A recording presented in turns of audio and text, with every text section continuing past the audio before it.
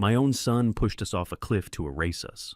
As the wind tore the breath from my lungs and the earth surged upward like a sentence already passed, I waited for remorse. It never came.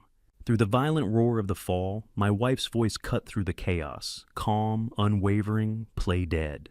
If we move, they'll finish it. So, we lay broken among rock and blood, listening to their footsteps fade into the dark. He believed gravity would complete his betrayal. He was wrong. I spent 40 years building structures that only collapse when the right force is applied.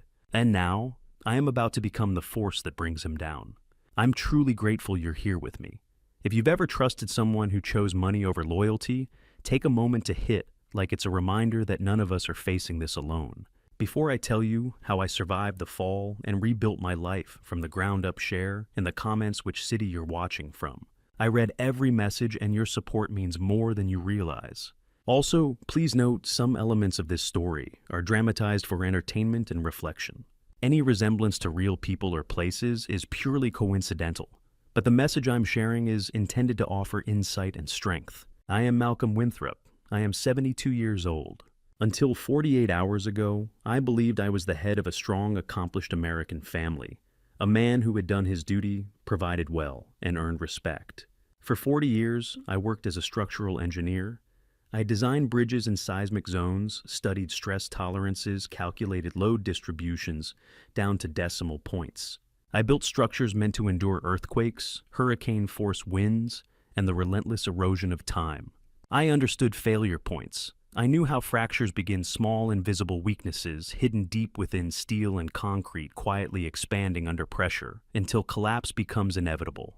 What I did not understand was how blind a man can be to the fault lines inside his own home. One moment I was standing at the edge of a scenic overlook in the North Cascades, watching the sunset spill molten gold across the peaks. The air was crisp and clean-scented with pine sap and cold stone. Mason stood beside me, hands in his jacket pockets, pointing out distant ridgelines, as if we were simply father and son enjoying a peaceful evening. Mallory lingered a few feet behind us, smiling softly, her expression unreadable in the fading light. It was supposed to be a family trip, a gesture of reconciliation, a chance to reset, as Mason had put it. The next moment I felt it. 2 hands on my back. Not an accidental brush, not a stumble, not a playful nudge. A shove. Deliberate, controlled, forceful. There was no warning, no shouted argument, no dramatic confrontation. Just pressure sudden and undeniable, followed by the sickening realization that the ground was no longer beneath my feet. Gravity does not hesitate. It does not question motive. It simply acts. My stomach lurched violently as the world dropped away. That impossible sensation of weightlessness swallowed me whole, stripping logic from my mind. I reached out instinctively, fingers clawing at air that offered nothing in return. No rock, no root, no stubborn tuft of grass to cling to. Just empty space and the vast indifference of the canyon. Time distorted, seconds stretched like wire under tension. I heard Eleanor scream. The sound tore through me, high, terrified, raw. It cut deeper than the fall itself. Then the wind devoured it, shredding her voice into nothing. We were falling together. The landscape blurred into a spinning smear of deep green pines and jagged gray granite. The sky flipped. The earth flipped. Up and down ceased to matter. The impact did not come as one merciful blow. We crashed through the canopy of an ancient fir first. Thick branches lashed across my face like whips tearing skin-ripping fabric. A heavy bough slammed into my ribs with bone-rattling force, stealing what little air I had left. I felt something crack, not bone, but close. The tree slowed us just enough to keep the fall from being immediately fatal. Just enough. We bounced, twisted, and ricocheted through splintering limbs and shredding needles. Bark scraped my arms raw. My shoulder struck something solid and unforgiving. Pain flared in hot, chaotic bursts. Then we hit the slope, and we did not stop. We rolled. The world became violence and motion. Rocks tore through my jacket. Sharp edges sliced my jeans. I felt the fabric give way, then skin. My body struck earth again and again, each impact, sending a dull, meaty thud through my skull. The sound of my own flesh hitting stone was grotesque, animal-heavy final. I tried to shield my head, but there was no control, no leverage, just tumbling helplessness. And then, a brutal sudden stop. I landed on my left side in a shallow depression littered with decaying leaves and jagged scree. I lay there half buried in debris, perhaps 20 meters from the canyon floor. Silence followed. Not peaceful silence, not relief. A stunned, unnatural stillness. For several seconds, maybe more, my brain refused to process what had happened.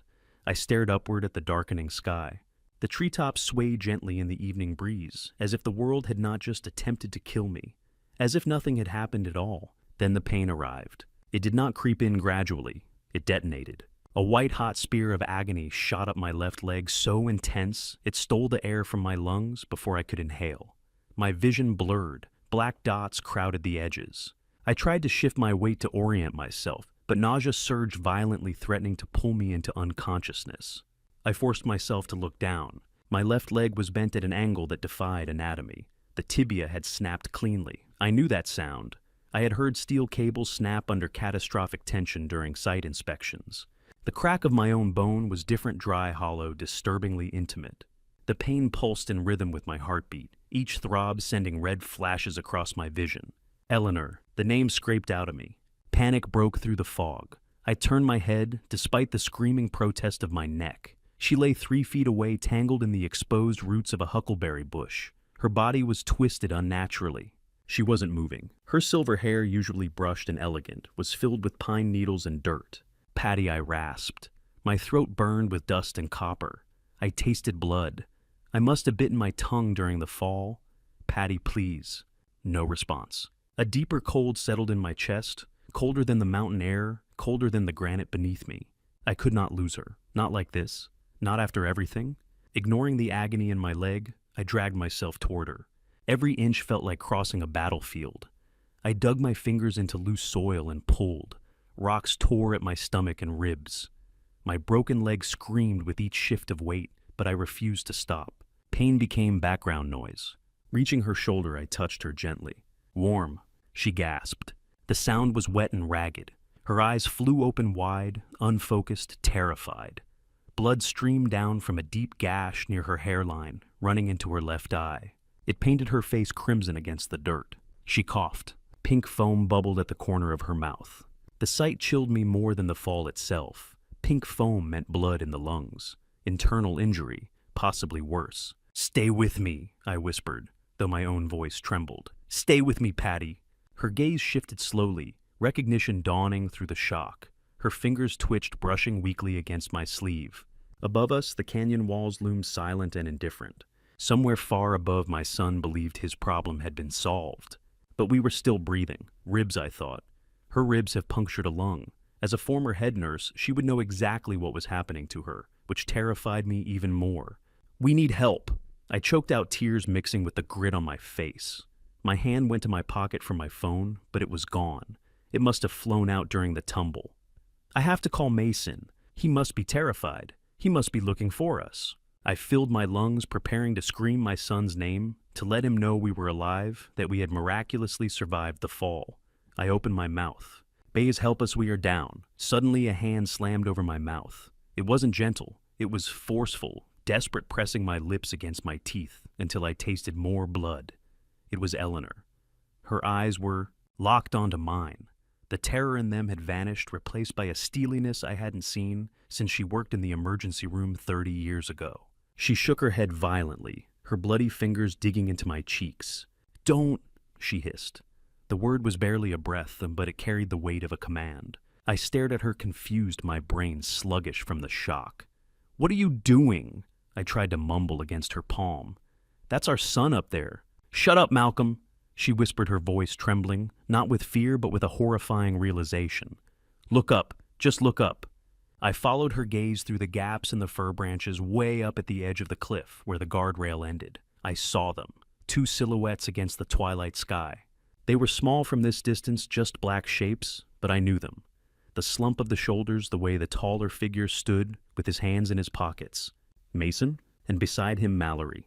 They weren't running in panic. They weren't shouting our names. They weren't scrambling down the path in horror. They were standing perfectly still.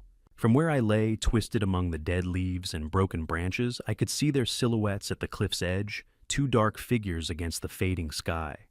They looked calm, casual, observant, like spectators at a zoo enclosure, like people waiting for a show to end. "Listen," Eleanor whispered. Her voice was barely air. She slowly lifted her hand from my arm, but kept one trembling finger pressed to her lips. Even in the dim light, I could see the urgency in her eyes. Not fear alone, calculation, survival. The canyon did strange things to sound. The wind didn't simply pass through. It tunneled downward, carrying voices and amplifying them, as if the earth itself wanted us to hear every word spoken above. Gravel shifted. I heard the deliberate crunch of a shoe turning on stone. Then his voice drifted down, my son's voice. It wasn't frantic. It wasn't cracking with fear. There was no tremor of grief, no frantic calling of Dad or Sam. It was irritated. "Do you see them?" Mason asked. The words echoed faintly off the granite walls, distorted but unmistakable. "No," Mallory replied, her tone sharp and impatient. "The trees are too thick, but nobody survives a drop like that, Mason. It's 40 meters straight down onto granite. They're dead." For a moment, my heart simply stopped. Not metaphorically, not poetically. It skipped, suspended in a vacuum of disbelief so absolute it felt physical. The agony in my shattered leg, which had been screaming moments earlier, vanished beneath something far worse. A pain that didn't pulse or throb. A pain that hollowed. My son, the boy I once carried on my shoulders through state fairs. The boy who cried when he caught his first trout because he thought it hurt the fish. The boy whose college tuition I paid by working double shifts for 3 years straight. He wasn't checking if we were alive. He was confirming the kill. "Are you sure?" Mason asked again, and this time there was tension in his voice, but not sorrow. Anxiety. "I need to be sure, Mal. The insurance policy won't pay out if it looks like a disappearance. We need bodies. Insurance policy. Bodies." The words felt clinical, transactional. "They'll find the bodies eventually," Mallory scoffed.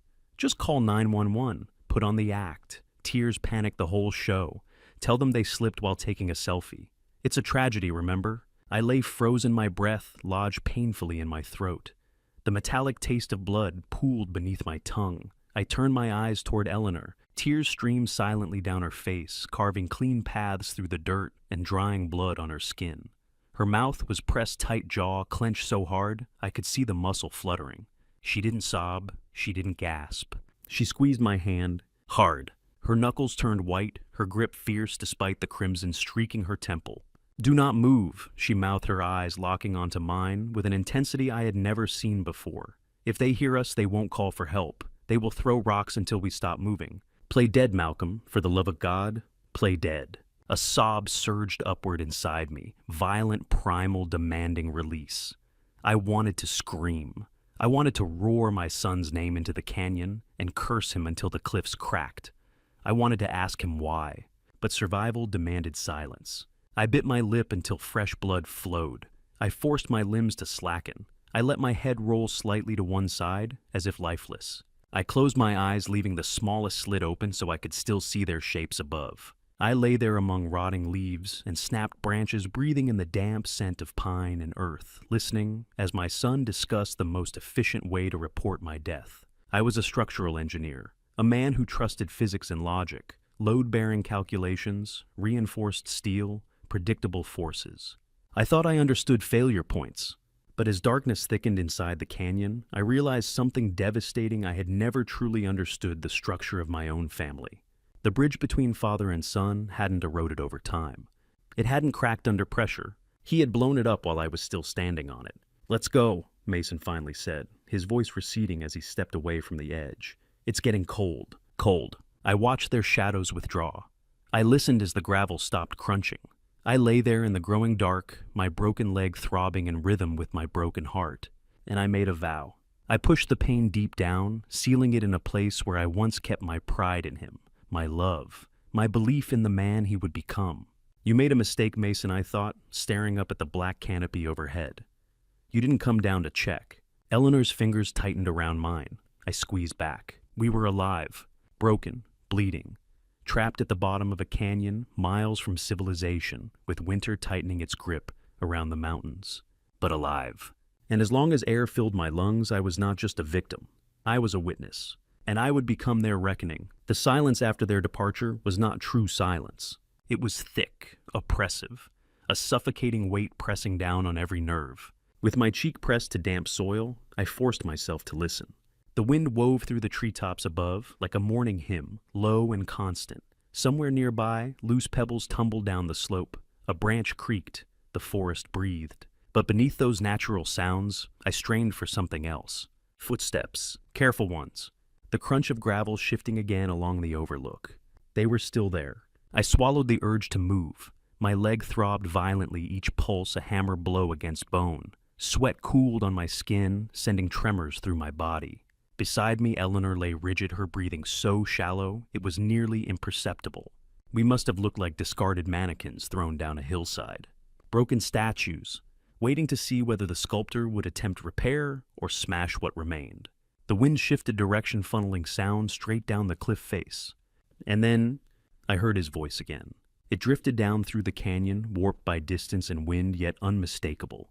I had known that voice for 38 years. It had once called for me in the night, afraid of shadows. It had once trusted me to protect it from imagined monsters beneath a childhood bed. Now it was calculating whether the monsters had succeeded. "I can't see them," Mason said. There was no panic in his tone, no hysteria, no grief. It wasn't the voice of a son devastated by a terrible accident.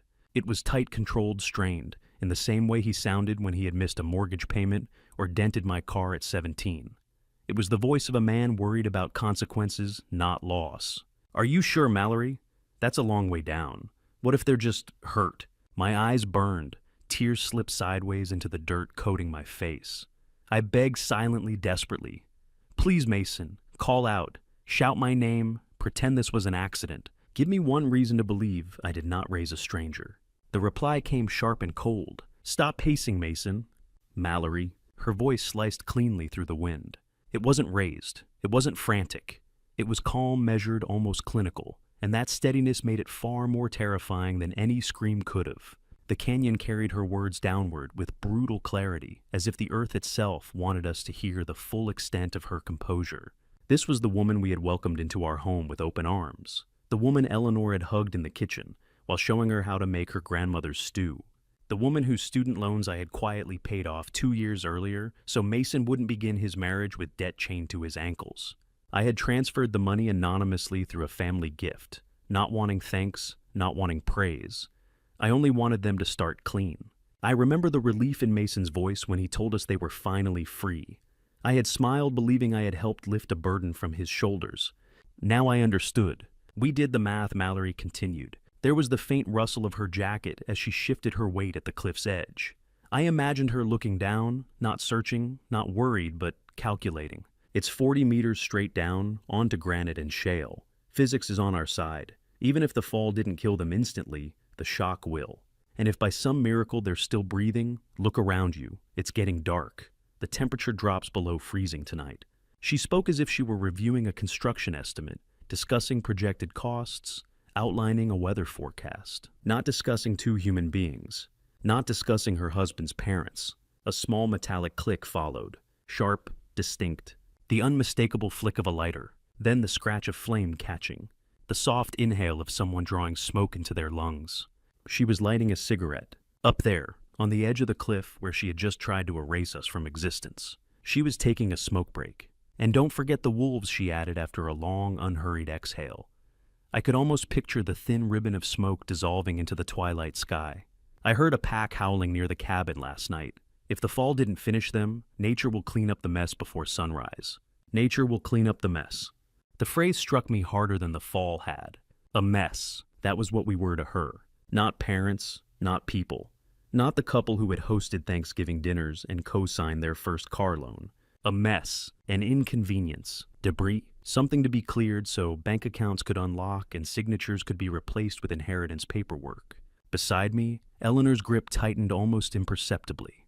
I felt her trembling, though she kept her breathing shallow and controlled. The cold earth seeped through my jacket, but it was nothing compared to the ice spreading inside my chest. I heard Mason exhale shakily. "But what if someone saw us?" he asked. His voice had lost its earlier irritation.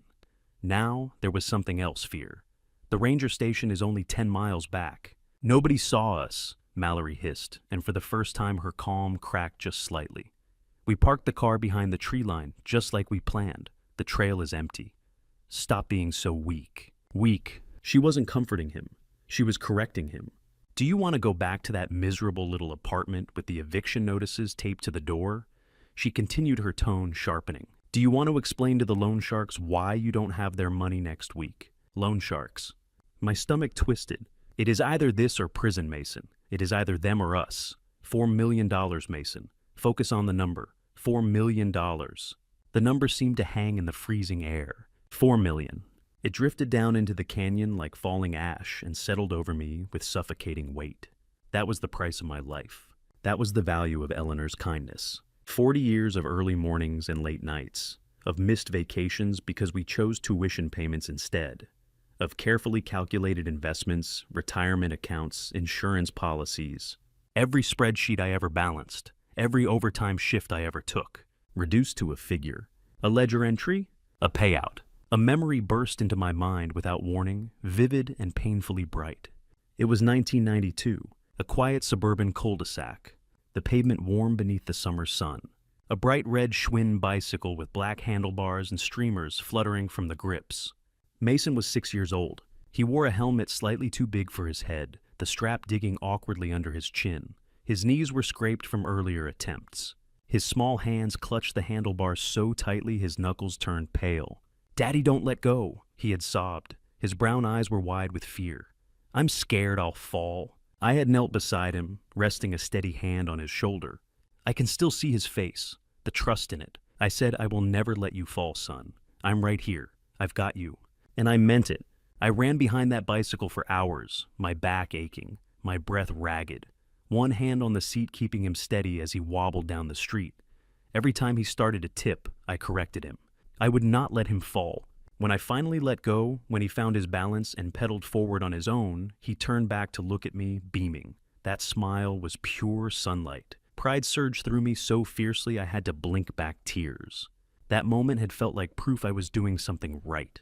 Now, lying in the dirt with a shattered leg and blood drying on my lips, I tasted the bitter irony. I had spent my life making sure he never fell. And the moment I turned my back, he pushed me. This was not an accident, not a stumble, not a heated argument that spiraled out of control. This was engineered, planned, calculated. They had scouted the location. They had checked ranger schedules. They had considered the terrain. They had discussed the height. They had factored in the temperature and wildlife. The conversation I was hearing now was not shock. It was the final item on a checklist. Mason spoke again, and this time his voice sounded lower, heavier, almost resigned. Okay, you're right, he muttered. I could hear him shifting his weight on the gravel. So, what do we do now? There was no protest in his voice anymore. No moral struggle. Just compliance. We get in the car. Mallory said, her tone brisk, as if she were organizing errands. We drive back to the cabin. We wait 2 hours to make it look like we were searching for them. She paused, perhaps flicking ash into the wind. Then we drive to the police station in town. I imagined her turning toward Mason, studying his face. "You need to cry, Mason," she added. "Can you do that?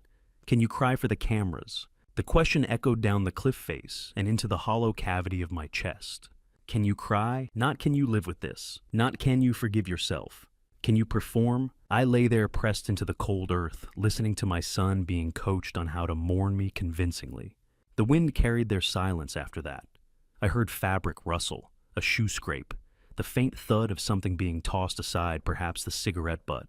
$4 million, a rehearsed tragedy. A father reduced to footage on the evening news. Beside me, Eleanor's fingers tightened again, a silent reminder that we were still breathing, still here. And somewhere above us, my son prepared to practice his tears. "I can do it," Mason said. I felt Eleanor's body convulse slightly next to me, a silent sob. It hurt me more than my broken bones to know she was hearing this. She had always defended him. Even when he stole money from her purse in high school, even when he crashed our car and lied about it, she always said, "He is just finding his way, Malcolm. Give him time." Her time was up. He had found his way, and it led straight to hell. I heard the crunch of gravel receding, the heavy thud of car doors slamming shut. Then the engine roared to life. It was a sound of finality.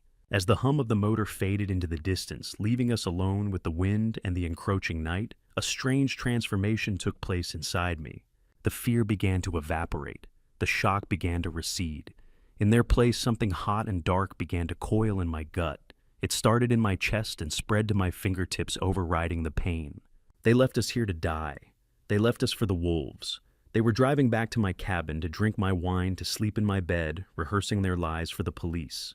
They thought the story ended here. They thought the credits were rolling. I turned my head slowly, gritting my teeth against the spike of agony from my leg, until I was looking directly at Eleanor. Her eyes were open, staring at me. The tears had stopped. In the moonlight filtering through the trees, I saw the same fire in her eyes that was burning in mine. We were not just husband and wife anymore. We were partners in a war we hadn't known we were fighting. I reached out and wiped a smear of blood from her cheek. My hand was shaking, not from cold, but from rage. I looked up at the empty ledge where the stars were just beginning to appear indifferent to our suffering. I did not pray for salvation. I did not pray for a rescue helicopter. I prayed for strength. If God does not take me tonight, I whispered into the darkness, my voice raspy but steady as stone, then I swear on my life they will wish they had checked the bodies. Eleanor nodded a single sharp movement. She squeezed my hand, her grip like a vice. "Let us get out of here," she whispered. I dug my fingers into the freezing mud, dragging my broken body forward. The car was gone, but the hunt had just begun. And this time, we were not the prey. The sun vanished behind the ridgeline and took the last of the warmth with it. Darkness did not descend gently in the Cascades. It did not fade in with soft twilight hues or linger politely along the treetops. It slammed down like a heavy iron door, cutting off what little warmth remained in the air. One moment the sky was bruised purple. The next, it was ink black. The forest shifted with it. The wind sharpened. The cold turned predatory. Within 20 minutes, the temperature plummeted toward freezing. I could see my breath, immediately small white clouds bursting from my mouth and dissolving into the gloom. Each inhale burned. Each exhale felt thinner than the one before it. My teeth began to chatter, a steady, uncontrollable clacking that echoed embarrassingly loud in the hollow where we lay. The cold hunted for exposed skin. It slipped down my collar. It crept into my sleeves. It seeped through the torn fabric at my knee and found the wet warmth of blood. But the cold brought something else with it. Relief! The freezing air began to numb the raw, screaming nerve endings in my shattered leg. The agony dulled from blinding to brutal, from brutal to survivable. It didn't remove the pain, but it put a layer of frost over it. A small mercy. I knew we were on borrowed time. Hypothermia would take us long before dehydration or starvation could. The mountain did not need to starve you to death. It simply waited for your body to surrender its heat. Confusion would come first, then drowsiness, then sleep. We could not afford sleep. We could not afford to move either. Not with my left leg swinging uselessly detached from the logic of the rest of my body. It felt wrong, structurally wrong, like a load-bearing beam snapped clean in the center. I am an engineer. For 40 years, I solved structural failures, bridges under stress, foundations compromised by soil shifts, steel fatigued by time. I knew how forces traveled. I knew what happened when tension exceeded tolerance. I looked down at my left shin in the failing light. Even through the dirt and blood, I could see the unnatural angle. The tibia was snapped, a spiral fracture most likely caused by torque during the fall.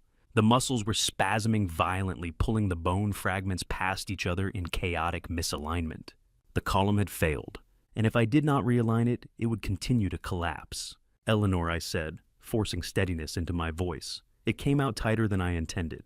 "I need your belt." She did not ask why. She did not question the request or argue the necessity. She was already shivering violently. Shock and blood loss were draining her strength. Her face was pale beneath the dirt streaked across her cheek.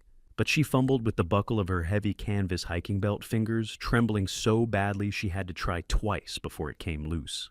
She handed it to me. Her hands were ice cold. "I need you to hold my shoulders," I told her. I kept my tone practical, clinical. If I allowed emotion in, I would lose control. "I'm going to set the bone. If I pass out, slap me. Do not let me sleep." Her eyes widened briefly, but she nodded. She shifted behind me, bracing her knees against my back for leverage. Then she wrapped her arms around my chest, locking her hands together just below my collarbone. I could feel her heart pounding against my spine, fast and terrified. We were two broken people trying to act like we weren't.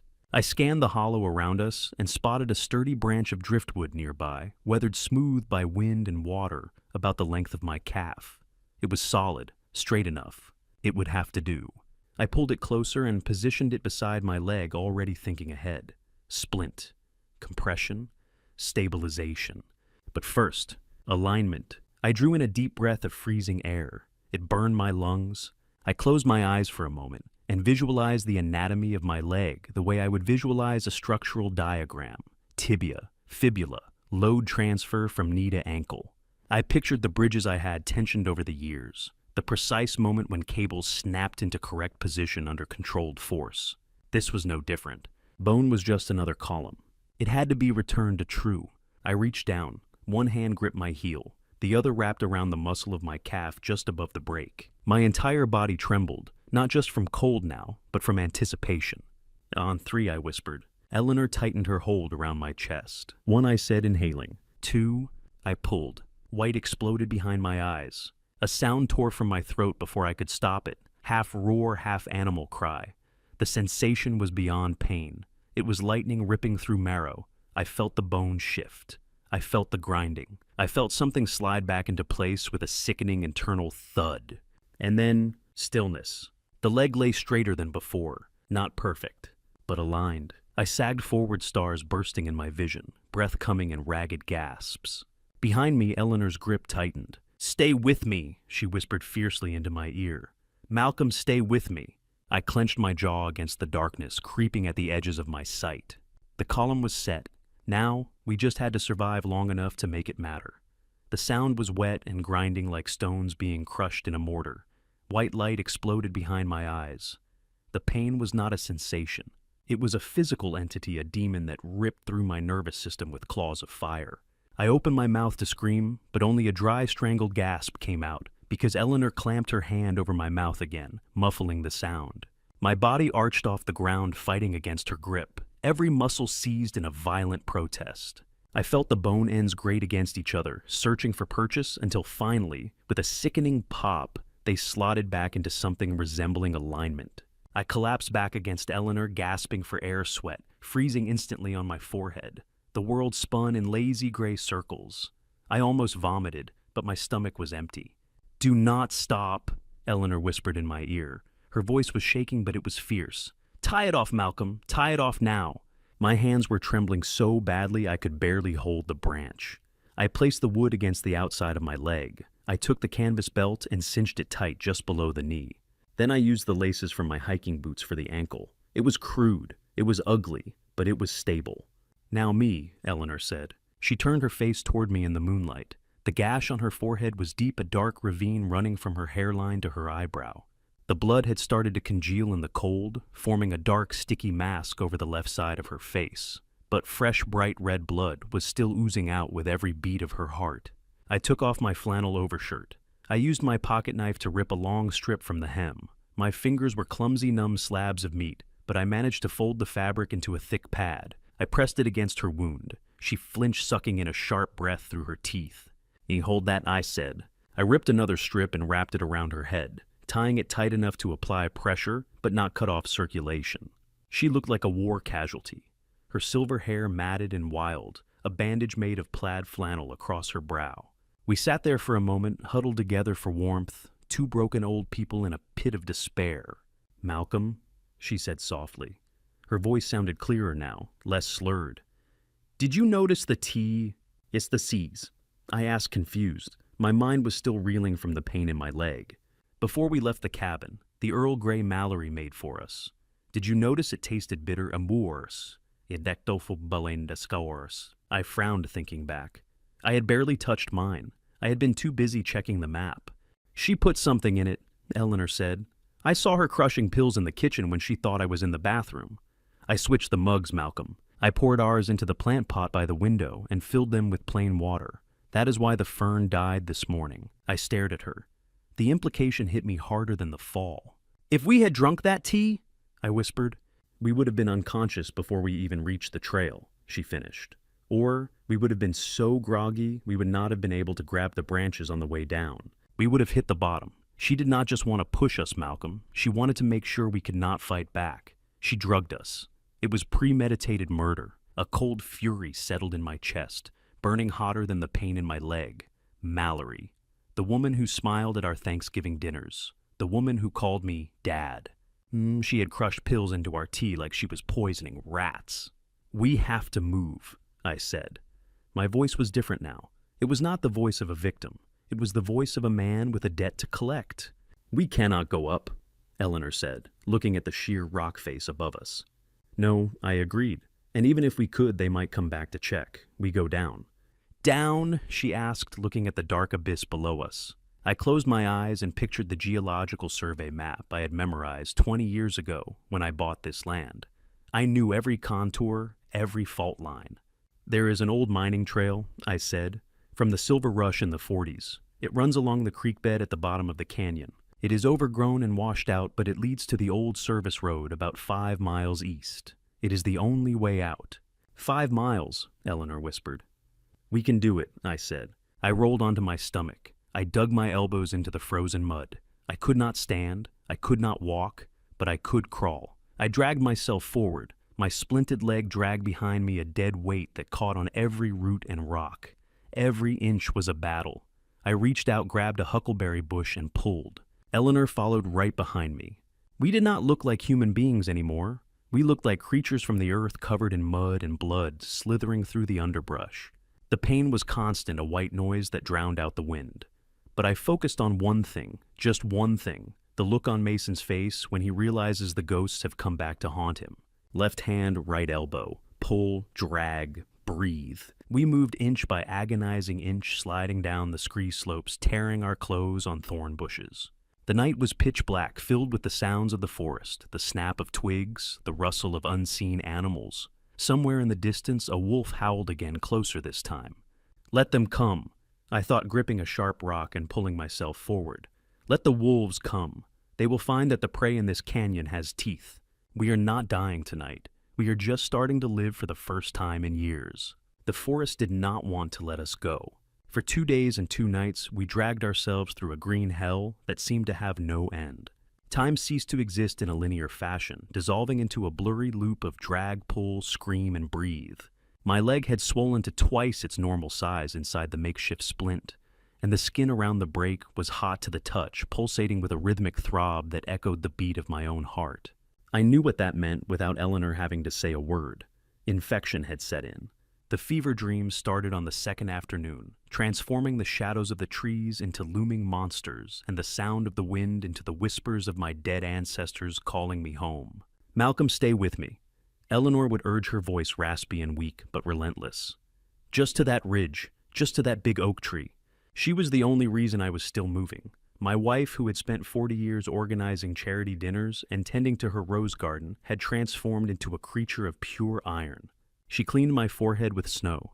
She forced me to chew on pine needles for vitamin C. She checked the circulation in my blackening toes every hour.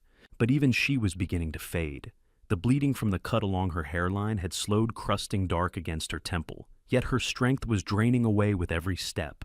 Her eyes looked hollow, bruised by exhaustion and shock, and whenever we paused to rest, her hands trembled so violently I had to steady them in mine.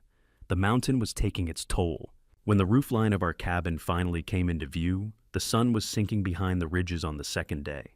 Under any other circumstance, seeing that cedar and stone structure, my design, my craftsmanship, would have meant safety. I had drawn those blueprints myself.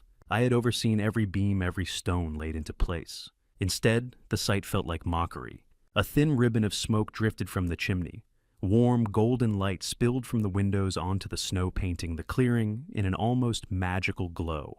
It looked like a postcard, an idyllic mountain retreat wrapped in comfort and peace. But inside that glow, inside the refuge I had built to shelter my family, sat the man who had tried to kill us. "We're not going to the front door," I rasped. My throat felt shredded raw, every word scraping like glass. Around back.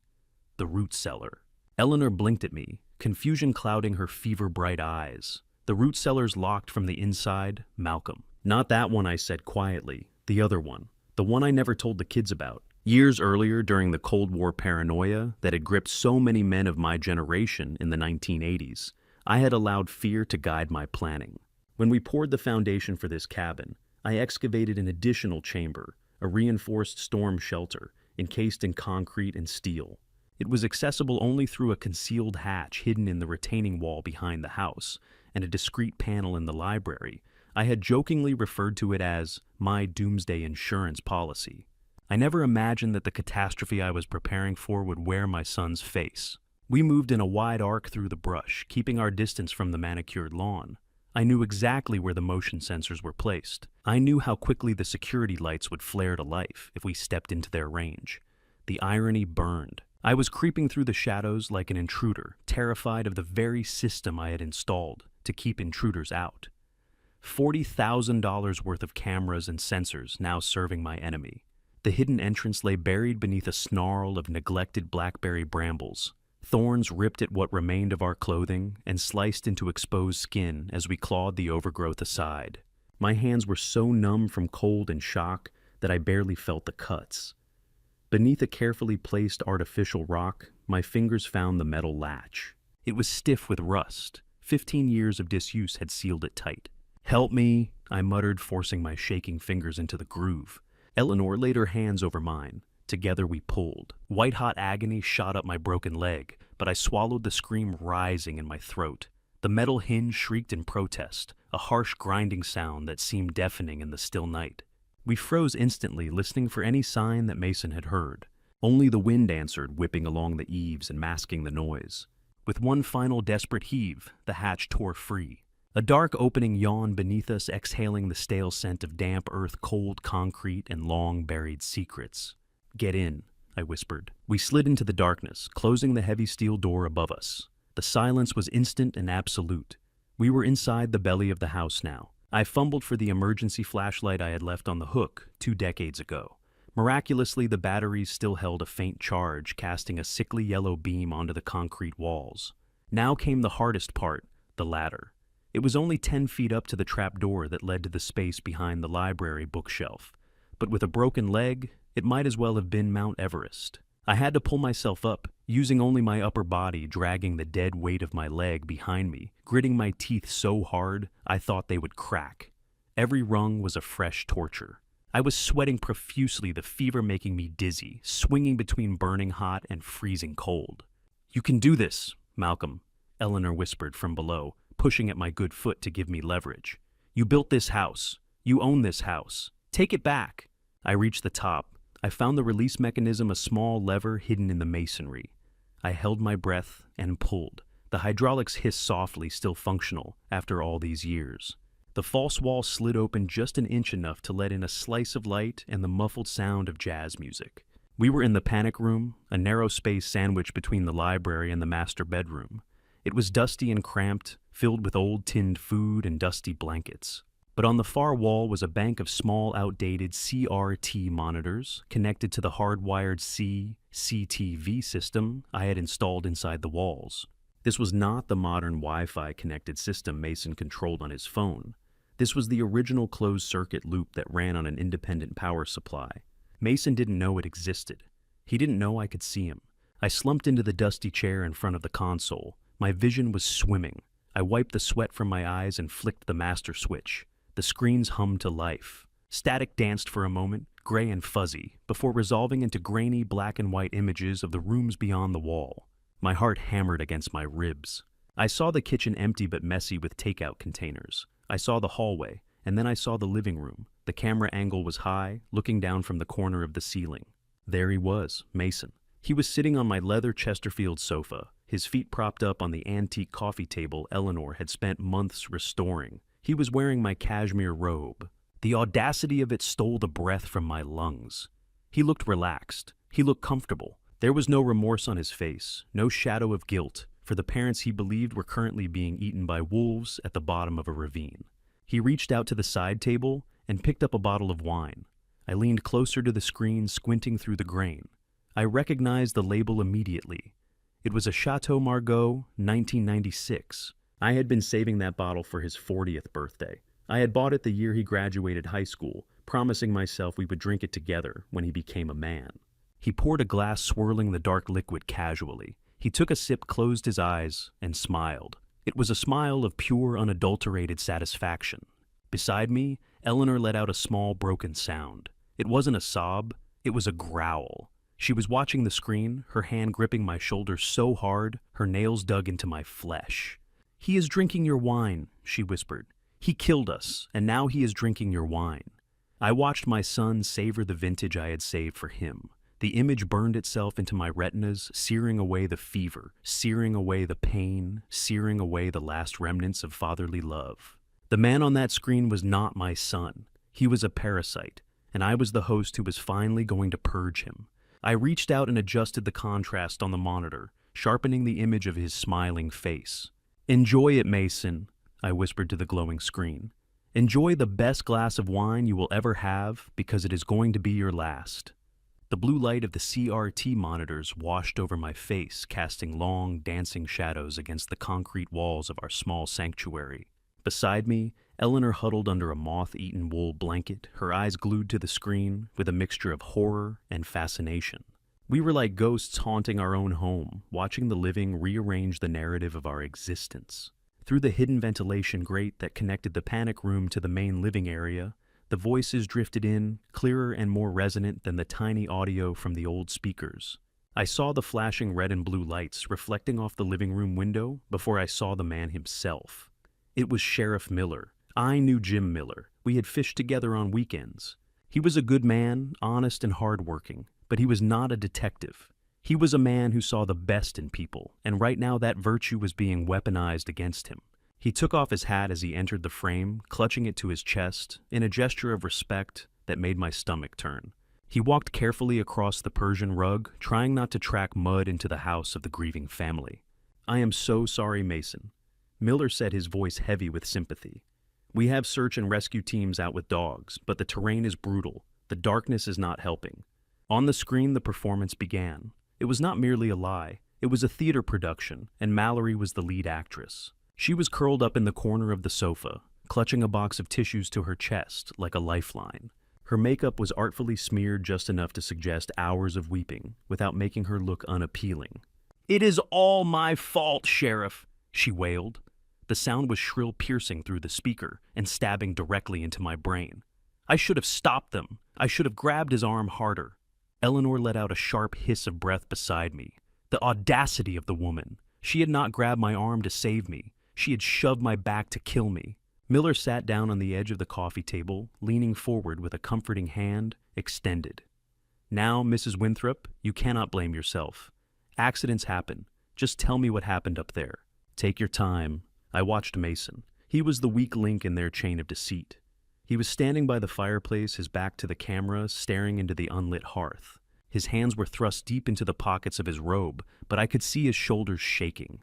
To the sheriff, it looked like the tremors of a devastated son trying to hold it together. But I knew that shake. I had seen it when he crashed my sedan when he was 16. I had seen it when he flunked out of his first semester of college. It was not grief. It was fear. Pure, unadulterated terror. He was terrified that the bodies would be found, that some forensic evidence would point to a struggle, that his house of cards would collapse before the check cleared. I turned around, Mason said, his voice trembling. I turned around for 1 second to fix my bootlace. They wanted to picture a selfie with the sunset. You know how Dad is. He is stubborn. He always wants to get right to the edge for the best view. A liar, I whispered to the dark room. I was a safety engineer. I spent 40 years lecturing people on job sites about fall protection. I never stood within 6 feet of an unprotected edge in my life. The idea that I would dangle off a cliff for a photograph was an insult to my entire professional career. I told him it was slippery. Mallory chimed in, blowing her nose loudly into a tissue. I said, "Malcolm, please step back. The gravel is loose." But he just laughed. He said he wanted to send a picture to his friends at the golf club, and then, "Oh God, Sheriff." She buried her face in her hands, her shoulders heaving with practiced sobs. It happened so fast. 1 minute they were smiling, and the next Eleanor slipped. She grabbed Malcolm's jacket to steady herself, and they just tipped backward. They didn't even scream. Silence filled the panic room. I looked at Eleanor. Her face was illuminated by the ghostly glow of the monitor tears of rage streaming down her cheeks. They were erasing us. They were rewriting our history, turning us into clumsy, reckless old fools who died because of vanity. They were robbing us of our dignity even as they robbed us of our lives. Sheriff Miller sighed a heavy, mournful sound. He stood up and walked over to Mason, placing a heavy hand on my son's shoulder. "It is a tragedy, son. A terrible tragedy. But you did everything you could. Do not let this weigh on your conscience. Your parents knew you loved them. Mason flinched at the touch. I saw it.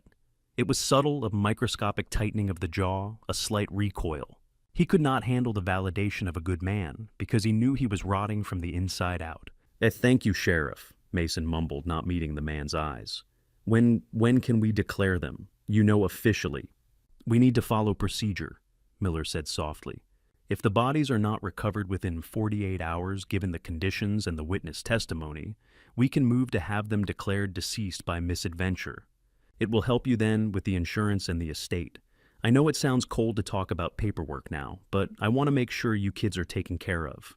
Your dad would have wanted that. My dad would have wanted that." The words hung in the air, toxic and bitter. I gripped the armrests of my chair, my knuckles turning white.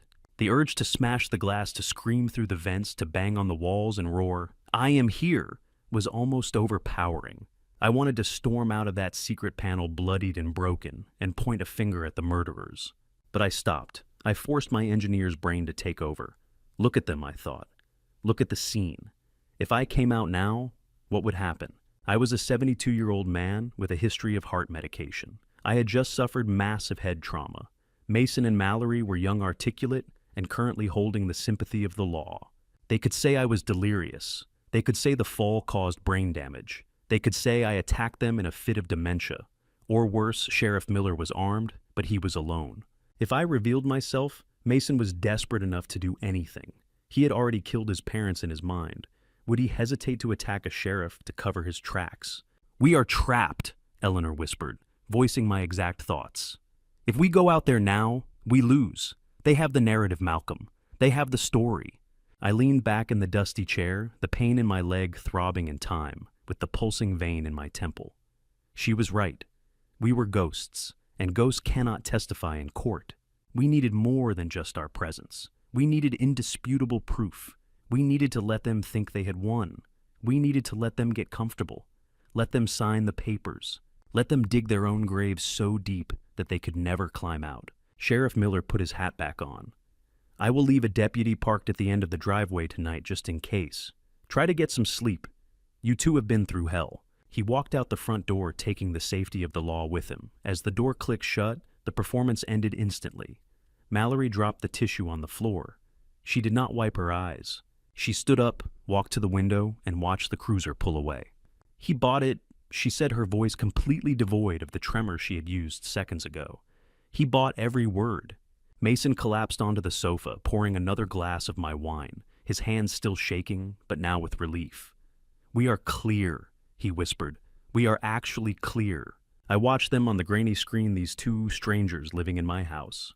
"Not yet," I murmured. "You are not clear yet." I turned to Eleanor. My plan had changed. I did not just want to survive. I wanted to destroy them. I reached for the keyboard of the ancient computer terminal. I needed to see the finances. I needed to see exactly why my son had decided my life was worth trading in. "Let them sleep," I told Eleanor, my eyes cold and hard. "Because tomorrow, the haunting begins." The house settled into a heavy silence around 3 o'clock in the morning. It was the kind of stillness that usually brought me peace, the quiet satisfaction of a home resting after a long day. But tonight it felt like the held breath of a predator. Inside the panic room, the air was stale and recycled.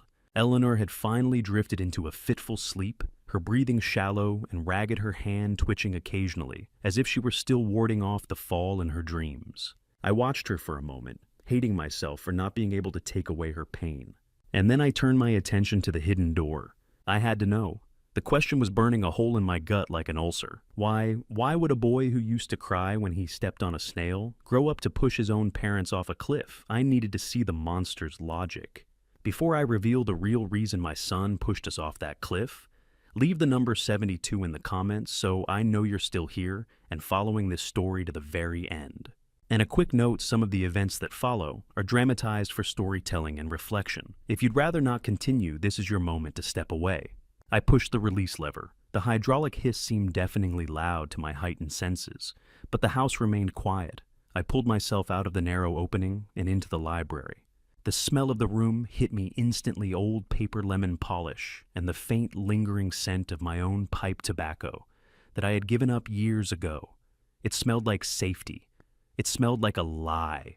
My leg was a dead weight, a throbbing anchor of agony that I had to drag across the Persian rug. I did not have crutches. I had to use the furniture gripping the edges of the mahogany bookshelves, hopping silently on my good foot, sweating with every inch of progress. If Mason woke up, if he came downstairs for a glass of water, if he saw his dead father standing in the shadows, the thought did not scare me as much as it should have. In fact, a dark part of me almost wished he would. I made it to the heavy oak desk in the corner. This used to be my desk.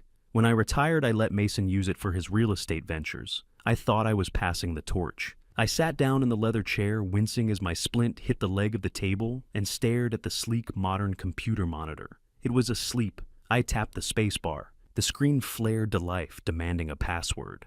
Mason was arrogant. He always had been. He thought he was smarter than me because he knew how to use Instagram, and I still preferred a physical newspaper.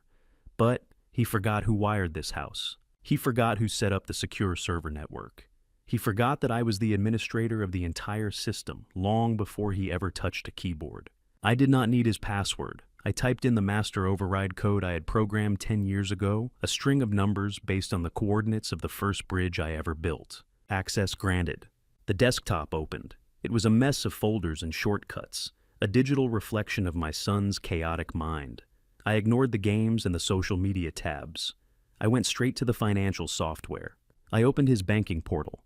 The numbers that filled the screen made my breath hitch in my throat. It was a sea of red overdraft fees, maxed out credit cards, withdrawals of $5,000, $10,000, $20,000 at a time. The dates corresponded to the days he had come over for dinner, smiling and telling us how well the market was doing. But where was the money going? I minimized the bank tab and opened a folder labeled simply Projects. Inside I found the answer. It wasn't real estate. It wasn't development deals. It was crypto. My son had gambled everything. He had leveraged the equity in his own apartment. He had taken out high-interest personal loans. And he had poured it all into obscure, volatile digital coins that had crashed and burned months ago. I scrolled through the transaction history, my engineer's brain trying to make sense of the sheer stupidity of it. He had bought at the peak and sold at the bottom over and over again. He was chasing losses, digging a hole so deep he could never climb out. I did the math in my head. The total loss was staggering. $2.5 million. He had lost $2.5 million of money he did not have. But banks don't kill you for debt. They just take your house. There was something else. Someone else. I opened his email client. Nothing suspicious there, just overdue bills and spam. I checked his browser history. Then I saw an encrypted messaging app that ran in the background. I clicked it open. The chat log was active. The most recent messages were from a user named Viper. The profile picture was a black square. I scrolled up to a week before the hiking trip. Viper wrote, "You are out of time, Mason. The interest has compounded. You owe the principal plus 40%. Mason replied, "I need more time. Please, I have a plan. I just need a few more days to liquidate some assets." Viper, "We do not want assets. We want cash. You have until the end of the month or we send someone to collect. And we do not collect with a briefcase. We collect with a baseball bat." My hands were shaking so hard I could barely hold the mouse. This was it. This was the pressure cooker he had been living in. But then I saw the message that stopped my heart. It was dated 3 days ago, the day before he invited us to go to the mountains. Viper wrote, "We know where your parents live. We know they have a nice, secluded cabin. If you do not have the money by next Friday, you are going to go swimming with them. And I do not mean in the pool. I mean with concrete shoes." I stared at the screen. The white text on the black background blurred as tears of rage filled my eyes. There it was. The motive. It wasn't just greed. It was survival. He was terrified. He was cornered like a rat by violent men. And in his desperate, twisted mind, he did not see his parents as people who could help him. He saw us as a piggy bank to be smashed. He had looked at me. He had looked at the father who raised him. And he had calculated that my life insurance and the value of this estate would cover the $2. $5 million he owed the mob, with enough left over for him to start fresh. He did not push us off that cliff because he hated us. He pushed us off because we were the collateral for his mistakes. I pulled my phone out of my pocket. No, I realized I didn't have my phone. I grabbed the digital camera that was sitting on the desk, a fancy DSLR he had bought, to take pictures of properties he never sold. I turned it on and started taking photos of the screen. Click, The bank statements showing the ruin. Click. The crypto trading logs showing the gambling addiction. Click. The threat from Viper threatening to kill us all. I zoomed in on the last message from Mason to Viper, sent yesterday after he came back from the cliff. Mason wrote, "It is done. There was an accident. The payout will be in 2 weeks. Back off until then. It is done." That was how he described the murder of his parents. A task completed, a box checked. I sat there in the dark study, the light of the monitor illuminating my tear-stained face. I felt a profound shift inside me. The last tiny ember of hope, the microscopic part of my heart that still wanted to believe this was a misunderstanding, was extinguished forever. I was not a father anymore. I was a structural engineer looking at a building that was too rotten to be saved. There is only one thing you can do with a structure that is compromised to its core. You do not patch it. You do not paint it. You demolish it. I turned off the monitor, plunging the room back into darkness. I gripped the edge of the desk and pulled myself up. The pain in my leg was screaming, but it was nothing compared to the agony in my soul. I had the evidence. I had the motive. I had the weapon. I began the slow, painful drag back to the panic room. I had to show Eleanor. I had to show her that the boy she was mourning was already dead. He died the moment he decided that our lives were worth less than his gambling debts. And when I destroy him, I thought as I slipped back through the hidden panel, I won't just be saving ourselves. I will be finishing the job the loan shark started, but I will do it legally. I will do it publicly, and I will leave him with absolutely nothing. The morning sun filtered through the ventilation shafts, bringing with it a sliver of natural light that felt like a mockery of our imprisonment. Inside the panic room, the air was heavy with the smell of dust and dried blood. My leg was a constant throbbing reminder of my own foolishness, pulsing in time with the second hand of the clock on the wall. We had survived the night, but the day promised new horrors. I sat before the bank of monitors, my eyes gritty with exhaustion, watching the routine of my own household unfold without me. Around 10 o'clock, the doorbell rang. The sound echoed through the speakers, a crisp, cheerful chime that I had installed myself.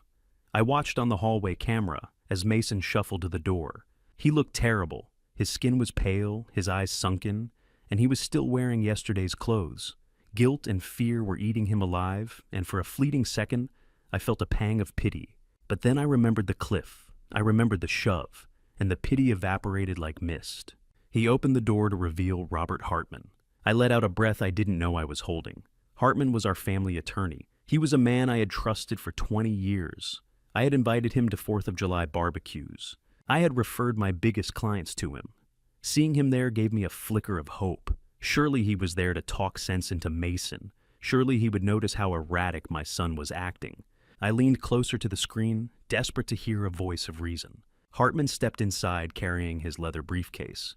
He looked professional serious, the picture of legal competence. "Is she up?" Hartman asked. His voice was low conspiratorial. "In the kitchen," Mason mumbled. "She's making coffee." Hartman nodded and walked past Mason without even shaking his hand. He headed straight for the kitchen. I switched the camera feed, my fingers flying over the console keys. The kitchen camera was positioned above the refrigerator, giving a wide view of the granite island where Eleanor and I had shared thousands of breakfasts. Mallory was standing by the coffee maker, her back to the door. When she heard Hartman's footsteps, she turned around. I expected a polite greeting. I expected a discussion about search warrants or insurance claims. Instead, I watched my world fracture for the second time in 3 days. Hartman dropped his briefcase on the floor. Mallory crossed the room in 2 strides. And then right there in the kitchen, where I had taught my son to bake cookies, my daughter-in-law threw her arms around my lawyer's neck and kissed him. It wasn't a friendly kiss. It was passionate. It was hungry. It was the kiss of 2 people who had been intimate for a long time. My jaw literally dropped. I sat frozen in the dark, my mind struggling to process the image on the grainy screen. Beside me, Eleanor gasped a sharp intake of air that sounded like she had been stabbed. They separated, but Hartman kept his hands on her waist. He looked down at her with a smirk that made my skin crawl. "Did he suspect anything?" Hartman asked, tilting his head toward the living room, where Mason was pacing. "He is a wreck," Mallory scoffed, pouring 2 cups of coffee. "He is crying every 5 minutes. He is terrified of the police. He thinks he is the mastermind Rob. It is pathetic." Hartman laughed. It was a cold, cruel sound. "Let him cry. It makes him look innocent. The more unstable he looks, the better it is for us. I stared at the screen, my blood running cold. Us. There was no Mason in that equation. I listened intently as they leaned against the counter, sipping my coffee, discussing the fate of my family. The timeline is tight, Hartman said, blowing on his drink. I have fast-tracked the death certificate application. Sheriff Miller is already on board with the accident theory.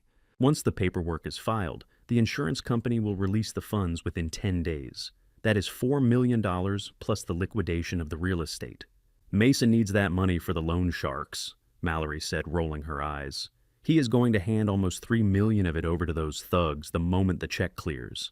Hartman smiled, reaching out to stroke her cheek. That is the beauty of it, darling. We let him pay the debts. We let him clean up the mess. We let him get the mob off his back. And then he becomes the grieving son who couldn't handle the tragedy. Mallory finished the sentence, a wicked smile playing on her lips. Exactly, Hartman whispered. A tragic overdose, or maybe a carbon monoxide accident in the garage. He is already distraught. He has a history of depression.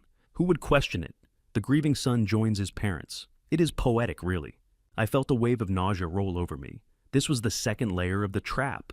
Mason thought he was the player, but he was just a pawn. He had killed his parents to save his own skin, not realizing he was digging his own grave. Mallory and Hartman were not just stealing my money. They were using my son as a disposable tool to launder the inheritance before discarding him like trash. Hartman pulled her close again. And then the widow inherits everything. No parents, no husband. Just you, me, and $6 million on a beach in the Cayman Islands. They kissed again, sealing the pact of double murder.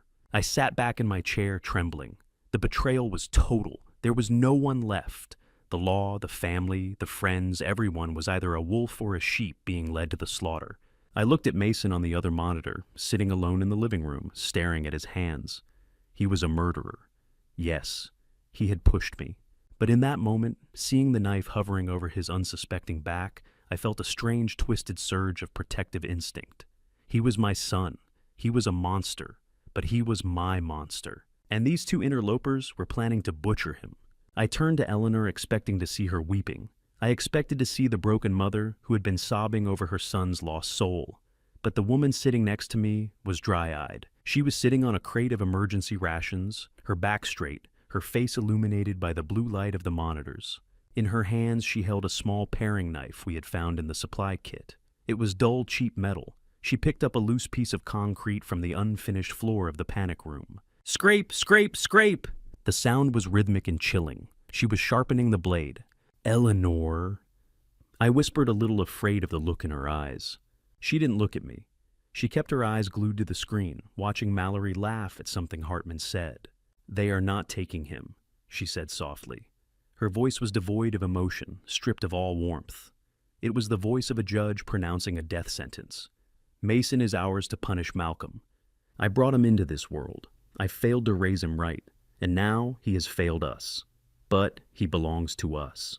Scrape, scrape, scrape! She tested the edge of the knife with her thumb. A thin line of red blood appeared on her skin. She didn't flinch. That woman, Eleanor said, pointing the knife at Mallory's image on the screen, she sat at my table. She called me Mom. And now she plans to kill my son after she made him kill me. She turned to me then, and the fire in her eyes was terrifying. It was not the fire of madness. It was the cold blue flame of absolute resolve. We are not just going to send them to prison, Malcolm. We are going to break them. We are going to make them turn on each other. I want to see the fear in her eyes that she put in Mason's. I looked at the knife, then at the screen, and then back to my wife. The gentle nurse was gone. The loving grandmother was gone. In their place sat a warrior who had realized that mercy was a luxury we could no longer afford. You are right, I said, reaching out to cover her hand, stopping the sharpening motion. We will break them, but we won't use a knife. We have something better. I pointed to the computer terminal. We have the truth, and we are going to feed it to them one drop at a time until they drown in it. I looked back at the screen where Hartman was now checking his watch, preparing to leave. He looked so confident, so untouchable. Go ahead, Robert, I thought. File the papers. Set the trap. You think you are the hunter, but you have no idea that you were locked in a cage with 2 lions you thought were dead. And the lions are hungry. The panic room was silent, except for the low hum of the ventilation system and the rhythmic scratching of Eleanor's knife against the concrete floor. She had stopped sharpening it hours ago, but she kept moving the blade back and forth, a hypnotic motion that told me she was deep in thought planning, calculating. I turned away from the monitors where the image of my empty living room flickered in black and white. We had seen enough. We knew the players. We knew the stakes. Now, we needed an army. I limped over to the metal locker in the corner of the room. My leg was stiff, the swelling straining against the leather belt I had used as a tourniquet. The pain had become a dull, constant companion that I could ignore. I spun the combination lock left, to 30 right, to 15 left, to 9. The heavy door creaked open, revealing shelves stocked with MRE's water jugs, and on the top shelf, a heavy dust-covered Pelican case. I pulled it down and popped the latches. Inside lay a brick of black plastic that looked like a relic from a museum. It was an Iridium satellite phone, a piece of technology I had bought 30 years ago when I was working on infrastructure projects in the Middle East. It was clunky heavy and obsolete by modern standards, but it had one advantage that the sleek smartphones upstairs did not possess. It did not rely on local cell towers. It beamed its signal directly to space, bypassing the local grid, untraceable and unstoppable. I pulled out the antenna and pressed the power button. For a heart-stopping moment, nothing happened.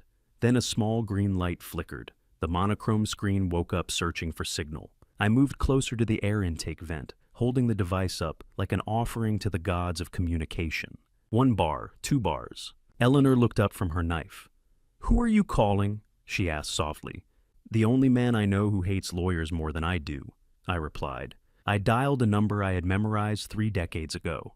It was a number I had never had to call for help, but one I knew would always be answered. The line rang once, twice, 3 times.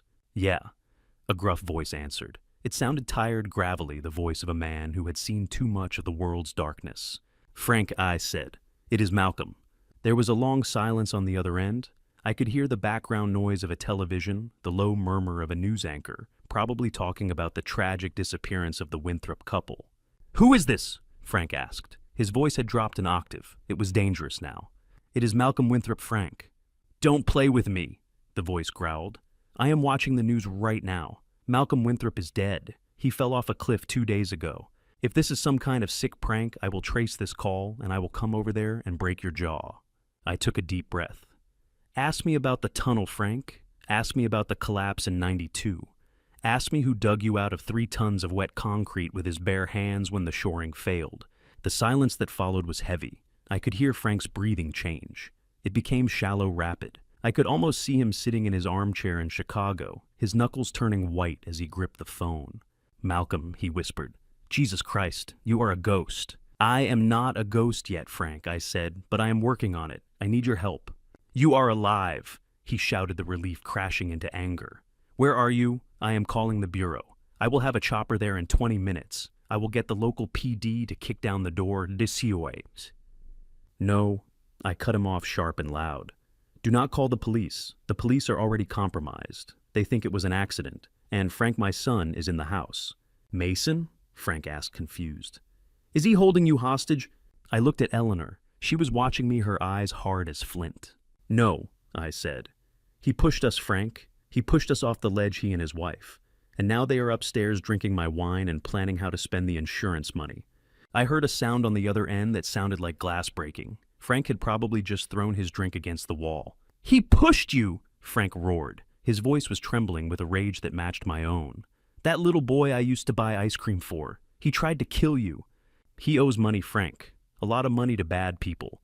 And his wife is sleeping with my lawyer, Robert Hartman. They are all in on it. They are going to cash the check and then get rid of Mason, too." I quickly explained the situation, the fall, the survival, the panic room, the cameras, the double cross. I told him everything. By the time I finished, Frank was not shouting anymore. He was deadly quiet. That was when Frank was most dangerous. He was an ex-FBI field agent who had spent his career taking down organized crime syndicates. He knew how to dismantle people's lives piece by piece. "What do you need?" Frank asked. "Just say the word. I have friends in private security. I can have a team of operators at your perimeter by midnight. We can breach the house, secure the targets, and have them zip-tied before they wake up." I considered it. It would be easy. It would be safe. We could walk out of this room and let men with guns handle our son. But then I looked at my leg. I looked at the blood on Eleanor's forehead. This was not a tactical operation. This was a family matter. No teams, Frank Osepare said. I want them to think they have won. I want them to sign the papers. I want them to stand in front of everyone and claim that money. You want to trap them, Frank realized. I want to destroy them, I corrected. I need you to handle the legal side. I need you to freeze the assets from the outside without tripping any alarms. I need you to contact the insurance company privately and tell them to flag the claim, but play along. And I need you to get a copy of the autopsy report for the baby Mallory claims she is carrying. I have a feeling the DNA will not match my son. I can do that, Frank said. I still have contacts at the district attorney's office. I can get a subpoena sealed. I can make sure that when they try to withdraw a single cent, the bank vault slams shut on their fingers. It's good, I said. And Frank, one more thing. I need you to come here. I am already packing a bag, Frank said. I will be there tomorrow. I will act as the insurance investigator. I will walk right through the front door and shake his hand. Be careful, I warned. They are desperate. Desperate is good, Frank said darkly. Desperate people make mistakes. You just stay alive down there, Malcolm. Keep Eleanor safe. I am coming, and I am bringing the sledgehammer. I lowered the phone. The connection severed, but the lifeline held. I felt a weight lift off my chest. We were not alone anymore. We had a wolf of our own now, and he was coming to the door. I turned to Eleanor. Frank is in, I said. She nodded slowly, setting the knife down on the crate. Good, she said. Because I was just thinking about the memorial service Mason is planning. What about it? I asked. She looked at the calendar on the wall marking the days. If we are going to return from the dead, Malcolm, we should pick a dramatic moment. Why crash a party when you can crash your own funeral? I looked at her, and for the first time in 3 days, I smiled. It was a grim, humorless smile, but it was there. You want to walk in during the eulogy? I asked. I want to hear what he has to say about us before we send him to prison, she replied. I want to give him every chance to confess, every chance to show a shred of humanity. And when he fails, I want to be standing there to watch his soul leave his body. I walked back to the monitors. Mason was asleep on the sofa, now twitching in a nightmare. Sleep tight, son, I thought. Your Uncle Frank is coming to visit, and he plays much rougher than I do. The next afternoon brought a surreal kind of torture that I had not anticipated. It is one thing to know your son is trying to steal your life, but it is another thing entirely to watch him bury you while you are still breathing. From the narrow reinforced window of the basement level, just above the garden soil line, Eleanor and I had a front row seat to our own funeral. It was a memorial service technically, since there were no bodies to bury. Mason had moved with lightning speed. He claimed it was to help the community heal, to provide closure before the search was officially called off. But I knew the truth. He needed the public spectacle. He needed the obituary in the paper and the witnesses at the wake to cement the narrative of the tragic accident. If enough people cried for us, then we must truly be dead. I watched the cars arrive through the tint of the privacy glass. Black sedans and SUVs lined the driveway I had paved last summer. I saw people I had known for decades stepping out clutching handkerchiefs and casseroles. There was Larry, my old foreman from the Department of Transportation, a man who had never cried in 40 years of pouring concrete, wiping his eyes as he walked up the path. There was Sarah, our neighbor, who exchanged zucchini bread with Eleanor every Christmas. Seeing their genuine grief felt like a physical blow.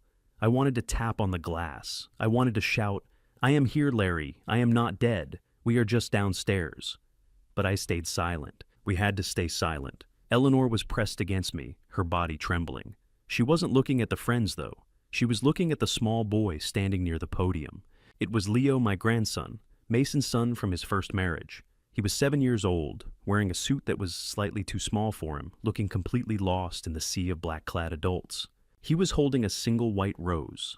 His mother, Mason's ex-wife, was nowhere to be seen, likely sidelined by Mason's aggressive legal maneuvering. So, the boy was alone. I watched as Leo stepped toward the large easel that held a blown-up photograph of Eleanor and me. It was a picture from our 40th anniversary. We looked so happy in that photo, so oblivious to the viper nest we were nurturing. Leo reached out to place the rose on the easel ledge. Then Mallory stepped into the frame. She did not hug him. She did not comfort the child who had just lost his grandparents. She grabbed his wrist. It was a sharp, aggressive motion. I saw her lips move, her face contorted in a snarl that the guests behind her could not see.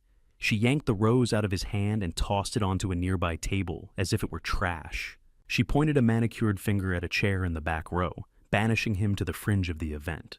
That witch! Eleanor hissed, her voice vibrating with a rage I had never heard before.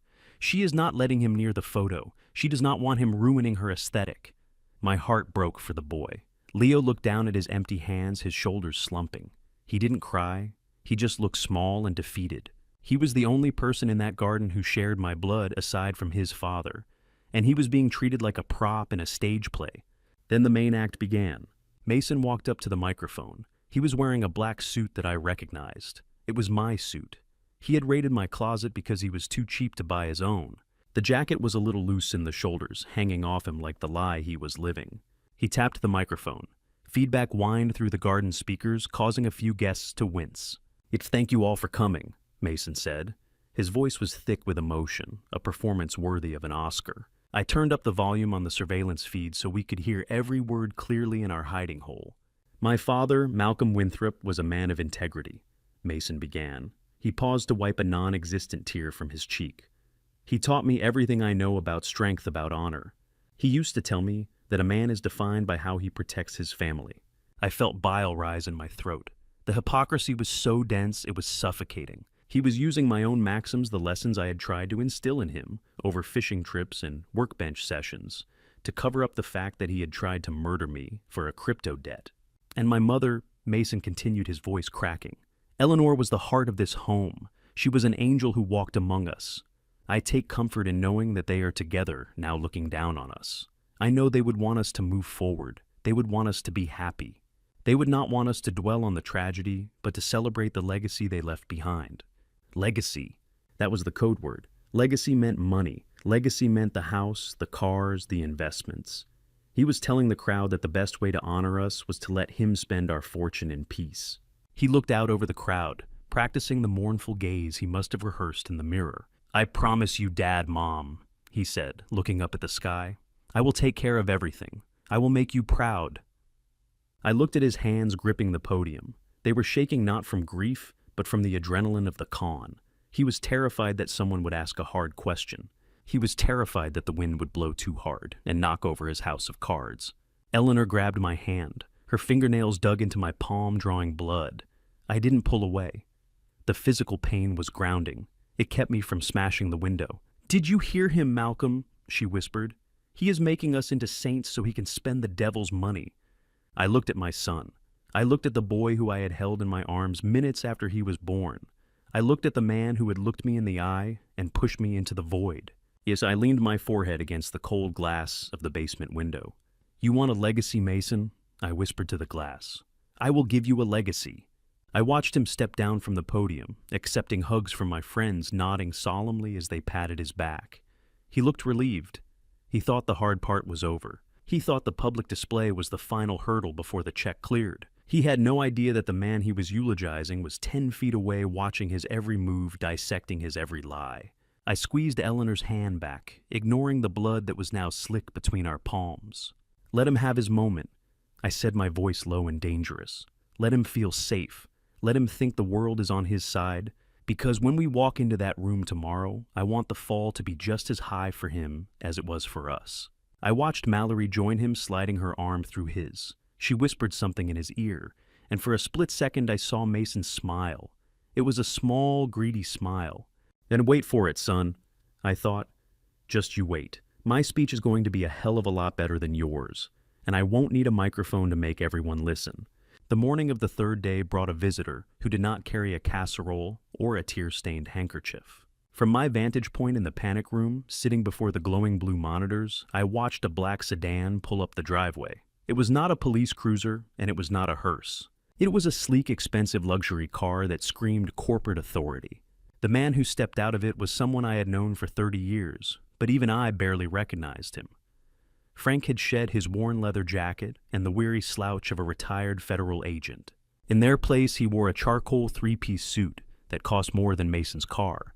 His silver hair was slicked back, and he carried a leather briefcase with the kind of casual arrogance that only high-powered attorneys and seasoned hitmen possess. He looked like a shark that had just smelled blood in the water. I nudged Eleanor, who was dozing lightly on the cot. She sat up instantly, her eyes darting to the screen. "It is show time," I whispered. I watched on the camera feed as Mason opened the door. My son looked worse than he had the day before. The adrenaline of the funeral had worn off, leaving him with the jittery exhaustion of a man waiting for the other shoe to drop. He squinted at Frank, confused. "Mr. Winthrop." Frank said, his voice smooth and projecting a practiced professional warmth. "My name is Frank Sterling. I am the senior claims adjuster for Sovereign Life Insurance. I apologize for the intrusion so soon after your loss." Mason's posture changed instantly. The fear evaporated, replaced by a sudden sharp alertness. The mention of the insurance company acted like a shot of caffeine to his system. He straightened his spine and opened the door wider. "Please come in," Mason said, trying to smooth down his rumpled shirt. "I was expecting to hear from you, but not in person." Frank stepped into the foyer, his eyes scanning the room. I knew exactly what he was doing. He wasn't admiring the architecture. He was clearing the corners, checking for threats, mapping the exits. It was muscle memory from a lifetime of kicking down doors masked by a corporate smile. "This is a high-value policy, Mr. Winthrop," Frank explained as he walked into the living room. $4 million is a significant sum. Typically, these claims take months to process, especially with the complications regarding the recovery of the remains. I saw Mason's throat bob as he swallowed hard. Complications? That was the word he feared most. However, Frank continued setting his briefcase on the coffee table and snapping the latches open with a loud click. Sovereign Life prides itself on supporting families in times of crisis. Given the sheriff's report and the witness testimonies, the board has decided to expedite the claim. "We want to help you move forward, Mason." Mallory appeared from the kitchen then. She must have been listening from the hallway because she moved with predatory speed.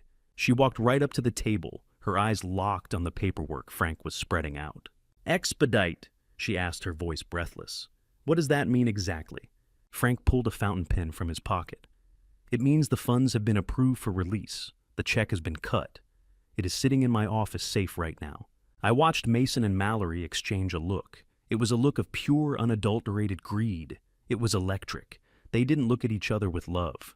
They looked at each other like accomplices who had just pulled off the heist of the century. They thought they had gotten away with it. They thought the universe was rewarding them for their cruelty. "There is just one procedural hurdle," Frank said, dropping the bait. The air in the room froze. Mallory's smile faltered. "What hurdle?" she snapped a little too aggressively. Frank didn't flinch. He looked at her with a calm, steady gaze. "The policy stipulates that, for an expedited payout in the absence of a death certificate, all beneficiaries and legal heirs must sign a waiver of liability in the presence of the estate executive. It is a formality to protect the company from future lawsuits." "We can sign right now," Mason said, reaching for the pen. "I am afraid it has to be done formally," Frank said, pulling the document back slightly. "I understand there is a reading of the will scheduled for tomorrow morning with your family attorney, Mr. Hartman." "Yes," Mallory said, "at 10 o'clock. "Perfect." Frank smiled. "I will bring the check to the reading. Once the will is read and the waivers are signed, I will hand over the funds immediately. You will walk out of that room tomorrow with $4 million. Mason slumped onto the sofa, letting out a long, ragged breath that sounded like a laugh. "Tomorrow. It is over tomorrow. I will see you then," Frank said. He stood up, buttoned his jacket, and walked to the door. He didn't shake their hands. He didn't offer condolences. He just walked out cool as ice. As the door closed, I waited. I wanted to see what they would do when they thought they were alone. The reaction was immediate and disgusting. Mason leaped off the sofa and let out a whoop of joy that shook the walls. Mallory screamed and jumped into his arms. They spun around in the living room, laughing, cheering, celebrating the payout for my death. "We did it," Mason yelled. "We actually did it. 4 million plus the house, plus the portfolio. I am rich Mal. We are rich." Mallory kissed him hard. "I told you," she said. "I told you we just had to stick to the plan. I told you nobody would look too closely. They are just two old people who fell off a rock. Nobody cares." I felt Eleanor's hand on my shoulder. It was heavy and hot. I looked at her. She wasn't watching the screen anymore. She was staring at the floor, her face a mask of stone. "Nobody cares," she repeated Mallory's words. "That is what she thinks." On the screen, Mason ran to the kitchen and came back with a bottle of champagne. It wasn't mine this time. It was a cheap bottle they must have bought themselves, anticipating this moment. He popped the cork. Foam spilled onto the Persian rug, my rug, and he didn't even care. He laughed and took a swig straight from the bottle. To Malcolm and Eleanor, He toasted, raising the bottle to the ceiling. "Thanks for the donation, Mom and Dad. Sorry you had to take the expressway down, but hey, at least you are useful to me now." That broke me. It didn't break me in the way that makes you cry. It broke the last tether of humanity I had attached to him. The son I loved died in that moment, drowned in cheap champagne and cheaper greed. "Turn it off, Malcolm," Eleanor said quietly. "We have seen enough. We have work to do." I killed the feed. The room plunged into semi-darkness. We did not sleep that night. There was no point. The adrenaline was coursing through our veins, a cold metallic fuel that sharpened every sense. We spent the hours preparing for our resurrection. Usually before a big event, a will reading, or a wedding, we would shower, we would shave, we would put on our Sunday best. Eleanor would wear her pearls. I would wear my navy suit. We would present ourselves as the respectable, dignified couple everyone knew. But not this time. I went to the corner of the panic room, where we had piled the clothes we were wearing when we fell. My flannel shirt was torn to ribbons, the left sleeve completely missing the chest, stiff with dried blood and pine sap. My jeans were shredded at the knees, caked with mud from the crawl through the swamp. One boot was missing its laces, which were currently holding my leg bone together. Eleanor's cardigan was in even worse shape. It was stained dark brown with the blood from her head wound. Her blouse was ripped, exposing the bruises on her shoulder. "Put them on," Eleanor said. I looked at her. She was already stripping off the spare shirt she had found in the emergency kit. She picked up the blood-crusted blouse. She didn't wince as she pulled it on. She buttoned it up with a grim determination like a knight donning armor. "We are not going to a funeral, Malcolm," she said, her voice echoing in the small concrete room. "We are going to a crime scene, and we are the evidence." I understood then. If we walked in there clean and bandaged, we would just be survivors. We would be victims asking for pity. But if we walked in there wearing the blood they spilled, wearing the dirt from the grave they dug for us, we would be nightmares. We would be the physical manifestation of their guilt. I pulled on my torn shirt. The dried blood scratched my skin. The smell of the forest damp earth sweat and copper filled my nose. It was a horrible smell. It was the smell of death. I looked at my leg. The makeshift splint was ugly, a bundle of sticks and belts. I adjusted it, gritting my teeth against the flare of pain.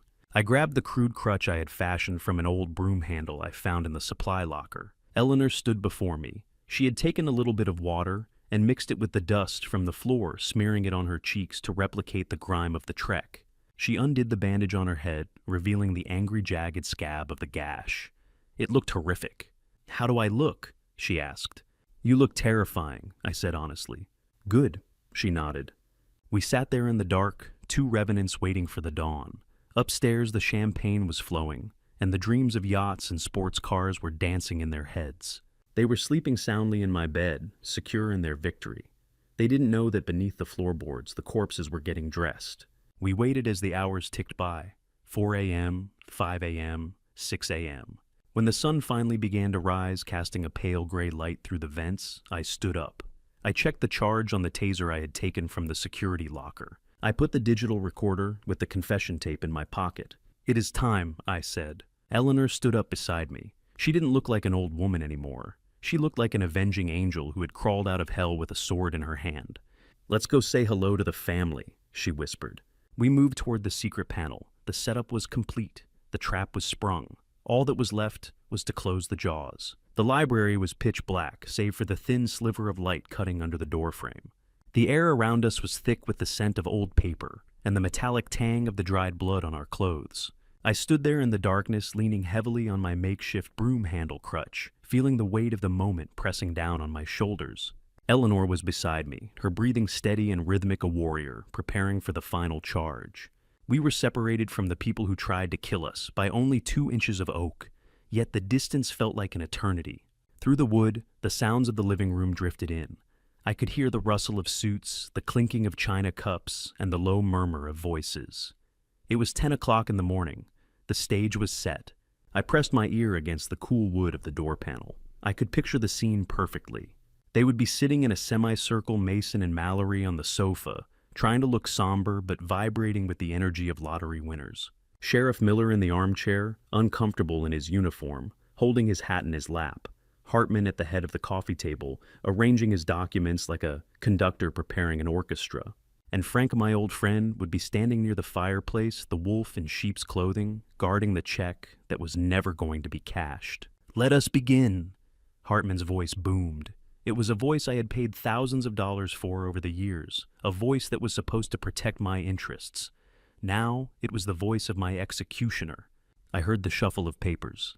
"As you know," Hartman continued, "the circumstances of Malcolm and Eleanor's disappearance are tragic. However, the law requires us to be pragmatic.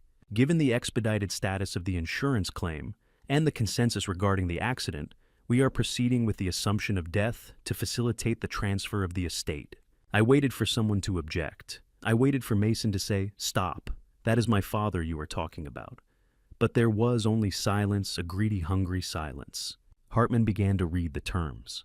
"I, Malcolm Winthrop, being of sound mind and body, hereby bequeath my entire estate, including all real property, the investment portfolio currently held at Chase Bank, and all personal effects, to my only son, Mason Winthrop." I heard a sharp intake of breath from the sofa. It was Mason. He was hyperventilating. The numbers were becoming real to him. He wasn't hearing words. He was hearing freedom from the loan sharks. He was hearing the engine of a new Porsche. He was hearing the applause of the friends he had lied to. Furthermore, Hartman droned on his voice, devoid of any real emotion. The contents of the safety deposit box, the vintage car collection, and the potent royalties are to be transferred immediately upon signature of this affidavit. Mallory cleared her throat. "And the insurance?"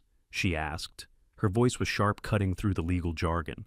She didn't care about my patents. She didn't care about the cars. She wanted the cash. "Mr. Sterling has the check right here," Hartman said, sounding annoyed at the interruption, but remaining professional. I imagined Frank nodding slowly, patting his breast pocket. "That is correct." Frank said, his voice calm, authoritative. $4 million payable to the estate of Malcolm Winthrop. As soon as the waivers are signed and witnessed by the sheriff, the check is yours. The tension in the room was palpable even through the door. I could feel it vibrating in the floorboards. This was it. The moment they had killed for. The moment they had damned their souls for. Sheriff Miller spoke up then. His voice was heavy, filled with a genuine sadness that made my chest ache. "I just want to say, Mason, that your dad was a good man. I remember when he helped build the community center.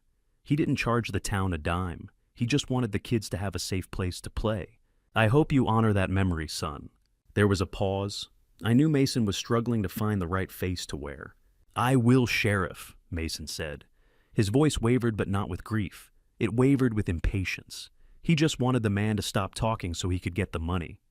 "I will build a garden in their name. A garden." He was going to build a garden with blood money. Eleanor gripped my arm in the dark. Her fingernails dug into my bicep through the torn flannel shirt. I knew she was thinking about her rose bushes, the ones she had tended for 20 years, the ones Mason would probably bulldoze to put in a swimming pool.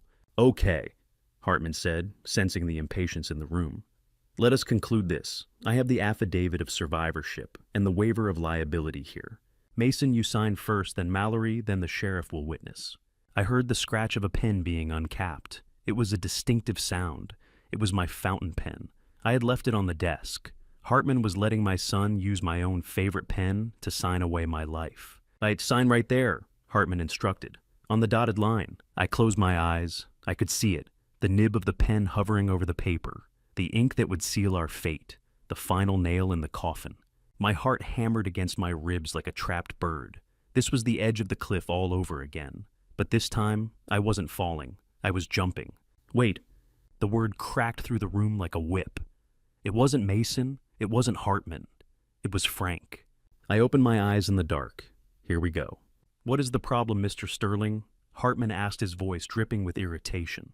"We are in the middle of a legal proceeding." "I apologize," Frank said, and I could hear the smile in his voice. "But there is a procedural error." "Error," Mallory snapped.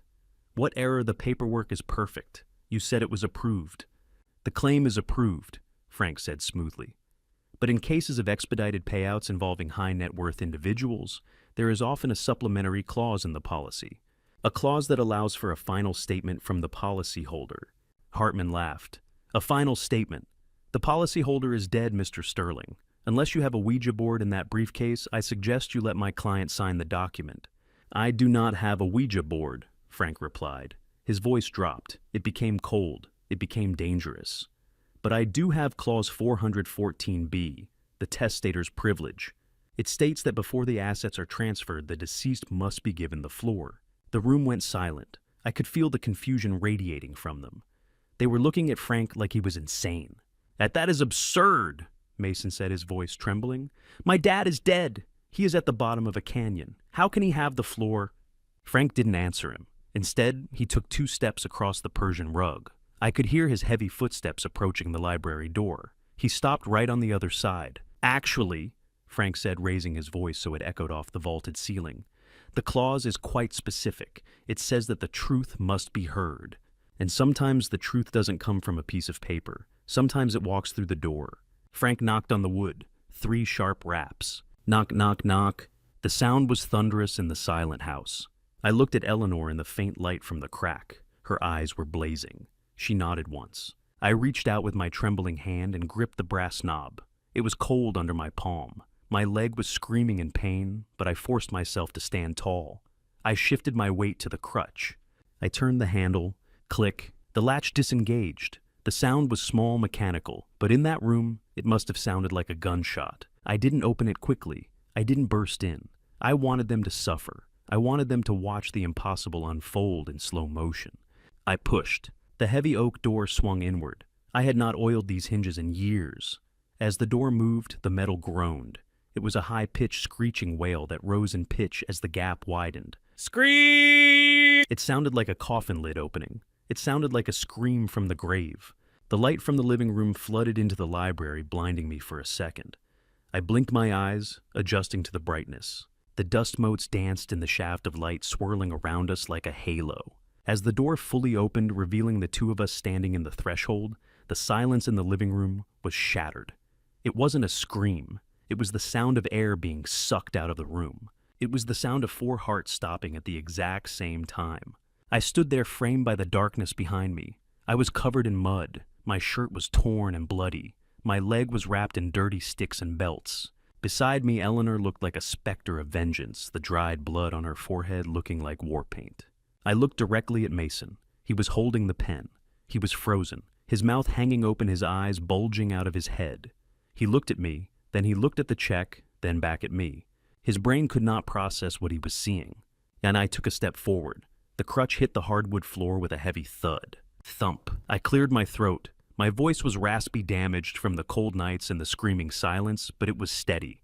I believe, I said, looking straight into the terrified eyes of my son, that is my pen you are holding, and I am not done using it yet. The light from the living room stung my eyes, but I did not blink. I wanted to see everything. I wanted to capture every micro-expression of terror that was about to wash over the people who had celebrated my death. I stepped fully into the room, the heavy oak door creaking shut behind Eleanor, sealing the library and the secret exit. We stood there like 2 revenants dredged up from the bottom of a swamp, a grotesque mirror image of the polished, wealthy couple they thought they had buried. The silence that had fallen over the room was absolute, a vacuum where sound used to exist. It lasted for perhaps 3 seconds, but in my mind it stretched for an hour. I saw the blood drain from Mallory's face. It didn't just fade, it vanished, leaving her skin the color of old parchment. Her eyes, usually so sharp and calculating, went wide and vacant, staring at the gash on Eleanor's forehead as if it were the gate to hell itself. Then the scream tore out of her throat. It was not a human sound. It was the primal shriek of a cornered animal, realizing the trap has snapped shut. Mallory scrambled backward, her heels catching on the thick Persian rug. She lost her balance and toppled over the arm of the sofa, crashing onto the floor in a heap of tangled limbs and expensive fabric. She didn't try to stand up. She just crab-walked backward on her hands and heels, kicking at the air, trying to put distance between herself and the ghosts standing in the doorway. "Get away!" she screeched, her voice cracking into hysteria.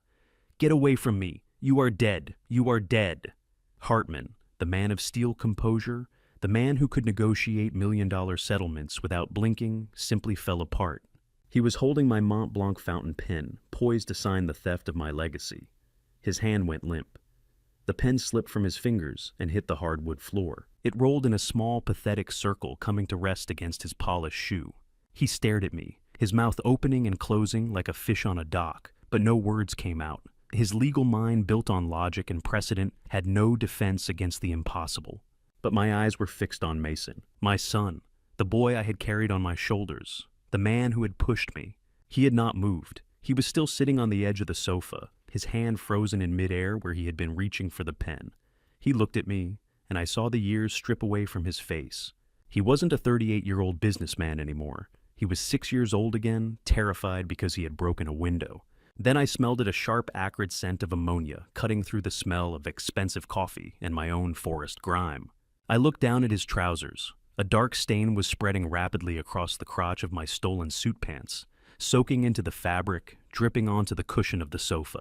He had lost control of his bladder. It was a cruel, visceral detail, a callback to his childhood, when fear would paralyze him. But this time, I felt no urge to comfort him. I felt no instinct to tell him it was okay. I just watched the stain spread, a physical manifestation of his cowardice. I took another step forward. Thump, drag, thump. The sound of the broom handle hitting the floor echoed like a judge's gavel. I stopped 3 feet away from him. I loomed over him, letting him smell the mud on my clothes, letting him see the splinters in the wood tied to my broken leg. I did not shout. Shouting is for men who are not sure of their power. I had all the power in the world right now.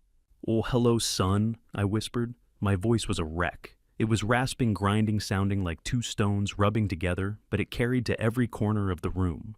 40 meters is a long way down, isn't it? But evidently it was not deep enough to keep us there. Mason began to shake. It started in his hands and took over his whole body, a violent tremor that made his teeth chatter. He looked up at me, his eyes wet, pleading, desperate. "Dad," he stammered. The words sounded foreign in his mouth. "Dad, it was an accident." I stared at him. Even now, even with the mud of the grave standing in front of him, he was still lying. I slipped. Mason babbled the words tumbling out over each other. "I tried to grab you. I swear I tried to grab Mom. It was slippery. I was scared. I didn't know what to do." He looked at the sheriff, seeking an ally. "Tell him, Sheriff, I was devastated. I have been crying for days. I thought you were gone. I was just trying to follow your wishes." Mallory, still on the floor, seized onto the lie. "Yes," she cried out, pulling herself up to her knees. "It was a terrible accident, Malcolm. We were in shock. We were going to use the money to build a memorial. We loved you." Eleanor stepped forward then. She didn't have a crutch. She didn't need one. She walked with a terrifying grace, her bloodied head held high. She looked down at Mallory with a cold, clinical detachment. "A memorial?" Eleanor asked softly. "Is that what you call a beach house in the Cayman Islands?"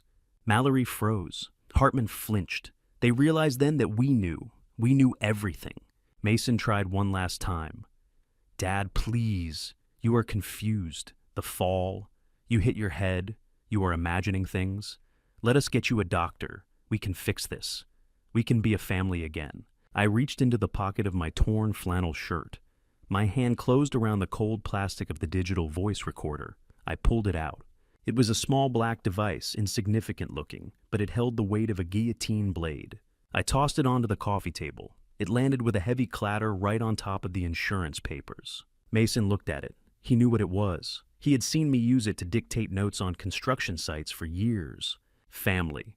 I said, my voice dripping with ice. A family does not check to make sure the bodies are dead before they call 911. I reached out with a trembling finger and pressed the play button. The recording was crisp. The acoustics of the canyon had captured every syllable. First came the wind, then Mason's voice. "I can't see them. Are you sure, Mallory? That is a long way down. What if they are just hurt? Doris. Then Mallory's voice filled the living room, loud and clear, shattering the last remnants of their defense. "Stop pacing, Mason. Nobody survives a drop like that. Do not be weak. Do you want to go to prison, or do you want $4 million? It is either them or us." I let the tape run. I let them hear the part about the wolves. I let them hear the part about the fake tears. When the recording ended, the silence that returned was heavy, suffocating, and final. I looked at Sheriff Miller. The man had stood up. His face was a mask of fury. His hand was resting on his holster. He wasn't looking at me with pity anymore. He was looking at Mason with the eyes of a lawman seeing a criminal. I looked back at my son. He had stopped shaking. He had stopped crying. He just stared at the recorder, realizing that the little black box had just closed the door on his life forever. Accident, I whispered, leaning down so my face was inches from his. I stood up straight, adjusting my crutch. Sheriff, I said, not taking my eyes off the man who used to be my son. I believe you have heard enough to make an arrest. And, Frank, I added, looking at my friend who was smiling grimly by the fireplace, please hand me that pen. I have a new will to write. Sheriff Miller did not wait for an explanation. He had heard the voice of a woman plotting murder, and he had heard the voice of a son agreeing to it. He drew his service weapon, the heavy black steel looking absolute and final in the morning light. He stepped over the coffee table, kicking the insurance papers aside with his boot. Mason, put your hands behind your head, Miller commanded, his voice shaking with suppressed rage. Now! Mason did not move fast enough. He was still staring at the tape recorder, his mind trapped in the loop of his own voice condemning him. Miller grabbed him by the collar of the cheap suit jacket, spun him around, and slammed him chest first against the wall. The sound of the impact was satisfying, a dull thud that shook a painting crooked. I watched as the cold steel cuffs clicked around my son's wrists. Click, click, the sound of his freedom ending forever. Mallory tried to run. It was a pathetic attempt. She scrambled up from the floor, her eyes darting toward the French doors leading to the garden. But Frank was faster. My old friend moved with a speed that belied his age, stepping into her path like a concrete wall. You are not going anywhere, Mrs. Winthrop. Frank said, his voice calm and terrifying. The only place you are going is a concrete box. Miller's deputy, who had been waiting in the car, burst through the front door and secured her. As they dragged Mason away from the wall, he looked at me. His face was a ruin of tears and snot. Dad, he wailed. Dad, please. She made me do it. I did not want to. I did it for us. I did it for the baby. I have a son coming. Dad, you cannot send your grandson's father to prison. I signaled the sheriff to wait. I leaned heavily on my crutch and limped toward Mason. I reached into the back pocket of my muddy jeans and pulled out a folded piece of paper. It was damp with sweat and dirt, but the seal of the private laboratory was still visible. I looked at Mallory. She had stopped struggling. She was staring at the paper in my hand, and for the first time, she looked truly destroyed. She knew what it was. You did it for the baby, I repeated Mason's words. You killed your mother and me to secure a future for your child. That is what you told yourself, isn't it? I unfolded the paper. It was a DNA test result, conducted on a sample I had taken from Mallory's hairbrush, and a used coffee cup from Hartman's office 2 weeks ago, when I first started suspecting their affair. You are right about one thing, Mason, I said, holding the paper up so he could read the bold text. There is a baby, but you are not doing this for your son. I pointed a shaking finger at Robert Hartman, who was cowering in the armchair, trying to make himself invisible. You killed us to support the child of the man who helped you plan our murder, I whispered. The baby is Hartman's Mason. They have been laughing at you for months. They were going to use you to get the money, and then they were going to bury you right next to us. Mason stared at the paper. He stared at the probability index, 99.9%. Robert Hartman. The sound that came out of Mason's throat was not human. It was the sound of a soul snapping in half. He did not look at me. He looked at Mallory. The love, the fear, the desperation in his eyes vanished, replaced by a hate so pure it burned the air between them. He lunged. Even with his hands cuffed behind his back, he threw himself at her, screaming, spitting, trying to tear her throat out with his teeth. The deputies had to tackle him, pinning him to the Persian rug, but he kept screaming. He screamed until his voice gave out sobbing into the wool, realizing he had sacrificed his parents, his soul, and his life for a lie. I'd take them away, I said, turning my back on them. I am done. As the deputies hauled the screaming trio out to the squad cars, Frank stepped forward. He picked up the fountain pen from the floor and wiped it clean with his handkerchief. There is one legal matter left, Frank announced to the empty room. Under the Slayer rule, a statute present in almost every jurisdiction, an individual who feloniously and intentionally kills the decedent forfeits all benefits under the estate.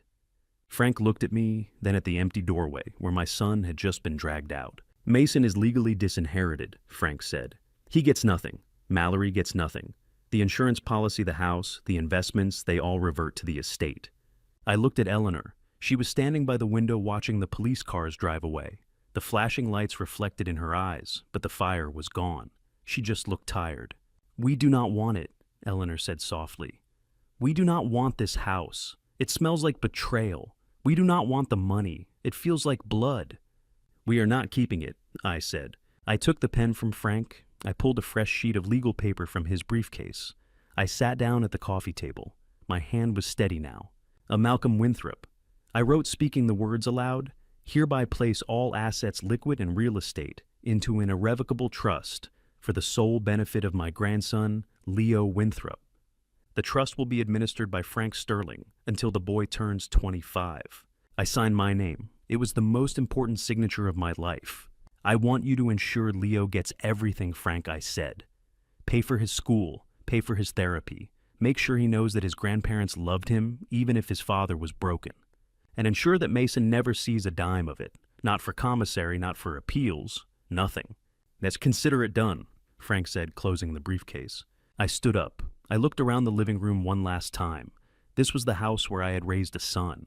This was the house where I had almost died. It was just wood and stone now. The home was gone. "Let's go, Eleanor," I said. "We have a boat to catch." 6 months later, the ocean air was clean. That was the first thing I noticed every morning when I woke up. It didn't smell like pine or damp earth or blood. It smelled like salt and freedom. I sat on the aft deck of the Horizon, a 40-foot catamaran we had bought with the retirement savings we had kept separate from the estate. My legs still ached when the weather turned a permanent souvenir from the cliff, but I could walk without the cane now. Eleanor walked out from the cabin carrying 2 mimosas. Her hair had grown back, covering the scar on her forehead, and her skin was tanned from the Caribbean sun. She didn't look like the woman who had sharpened a knife in a panic room. She looked like herself again, only stronger. She handed me the glass and sat down next to me. We watched the sun dip below the horizon, turning the water into liquid gold. "Do you miss him?" she asked. She didn't have to say his name. I took a sip of the cold drink. I thought about the letters that arrived from the state penitentiary every week. Letters begging for forgiveness, letters begging for money. I burned them unopened. "I miss the boy he was," I said honestly. "I miss the memory of him. But the man who sits in that cell number 1, I do not miss him. He made his choice." Eleanor nodded, leaning her head on my shoulder. We had cut out the cancer. It had been a painful, brutal surgery, but we had survived. We had lost a son, but we had found each other again. We had found a peace that could not be bought, only fought for. I looked at the wake trailing behind our boat, white foam disappearing into the deep blue. We were moving forward. The past was just water under the keel. Do not ever test the patience of a father who has spent a lifetime building bridges over chasms, I thought, closing my eyes and feeling the sun on my face. Because he knows exactly where the structural weaknesses are. He knows exactly which bolt to pull to bring the whole thing crashing down. And if you force him to destroy what he built, do not expect him to weep when you fall with the wreckage. This is Malcolm Winthrop signing off from the middle of the Atlantic. If you are hearing my voice right now, hold on to this truth. Blood may determine who you are related to, but loyalty determines who truly stands beside you. Never confuse biology with devotion. One is an accident of birth. The other is a conscious choice made again and again, especially when it costs something. If this family story stirred something inside you, if you have ever faced the unbearable weight of choosing your own peace over the expectations of people who share your last name, then I invite you to speak. Leave a comment. Tell me what it cost you. Tell me what it saved you. Survival is not merely about breathing through the pain. It is about recognizing the moment when staying becomes self-destruction and walking away becomes courage. It is about knowing when to endure and when to draw a line that no one is allowed to cross. And to my grandson Leo, if one day these words reach, we are still saving you a seat on the boat. The ocean is vast, the horizon endless, and your future is bigger than the shadows that once tried to surround us. You will grow up knowing that the wolves were real, but you will also know that they were chased away. Your grandfather did not run. He stood his ground. That is the legacy I leave you, not wealth alone, but protection, dignity, and the proof that love defends. The hardest lessons in any family story are often written in pain. The story of Malcolm and Eleanor reminds us that the deepest wounds rarely come from strangers. They come from within our own circle. Family betrayal cuts differently. It is quiet. It is intimate. It disguises itself as misunderstanding, as entitlement, as that's just how they are. We endure it because we remember holidays, shared history, childhood laughter. We tell ourselves that love means tolerance, that forgiveness means silence, that loyalty means sacrifice without limits.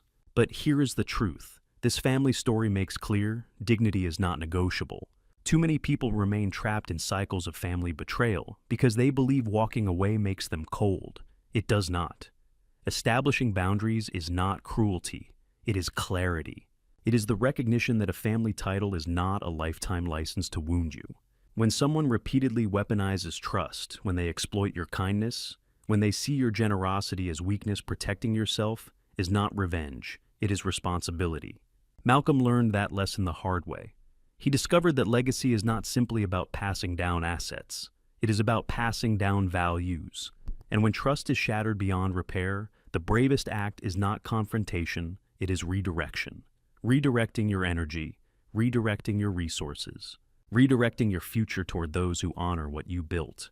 Yes, family betrayal may shake your foundation, but it does not have to define your ending. If this family story of justice, resilience, and hard-earned wisdom resonated with you, take a moment to support it. Like the video. Subscribe to the channel for more stories that explore the complicated realities of love, loyalty, and loss. And most importantly, share your voice below. Have you ever had to distance yourself from someone you once trusted in order to protect your peace? What did it teach you? I read every comment, because behind every screen is another story of strength. Until next time, stay vigilant, stay grounded, and remember, protecting your heart is not weakness, it is wisdom.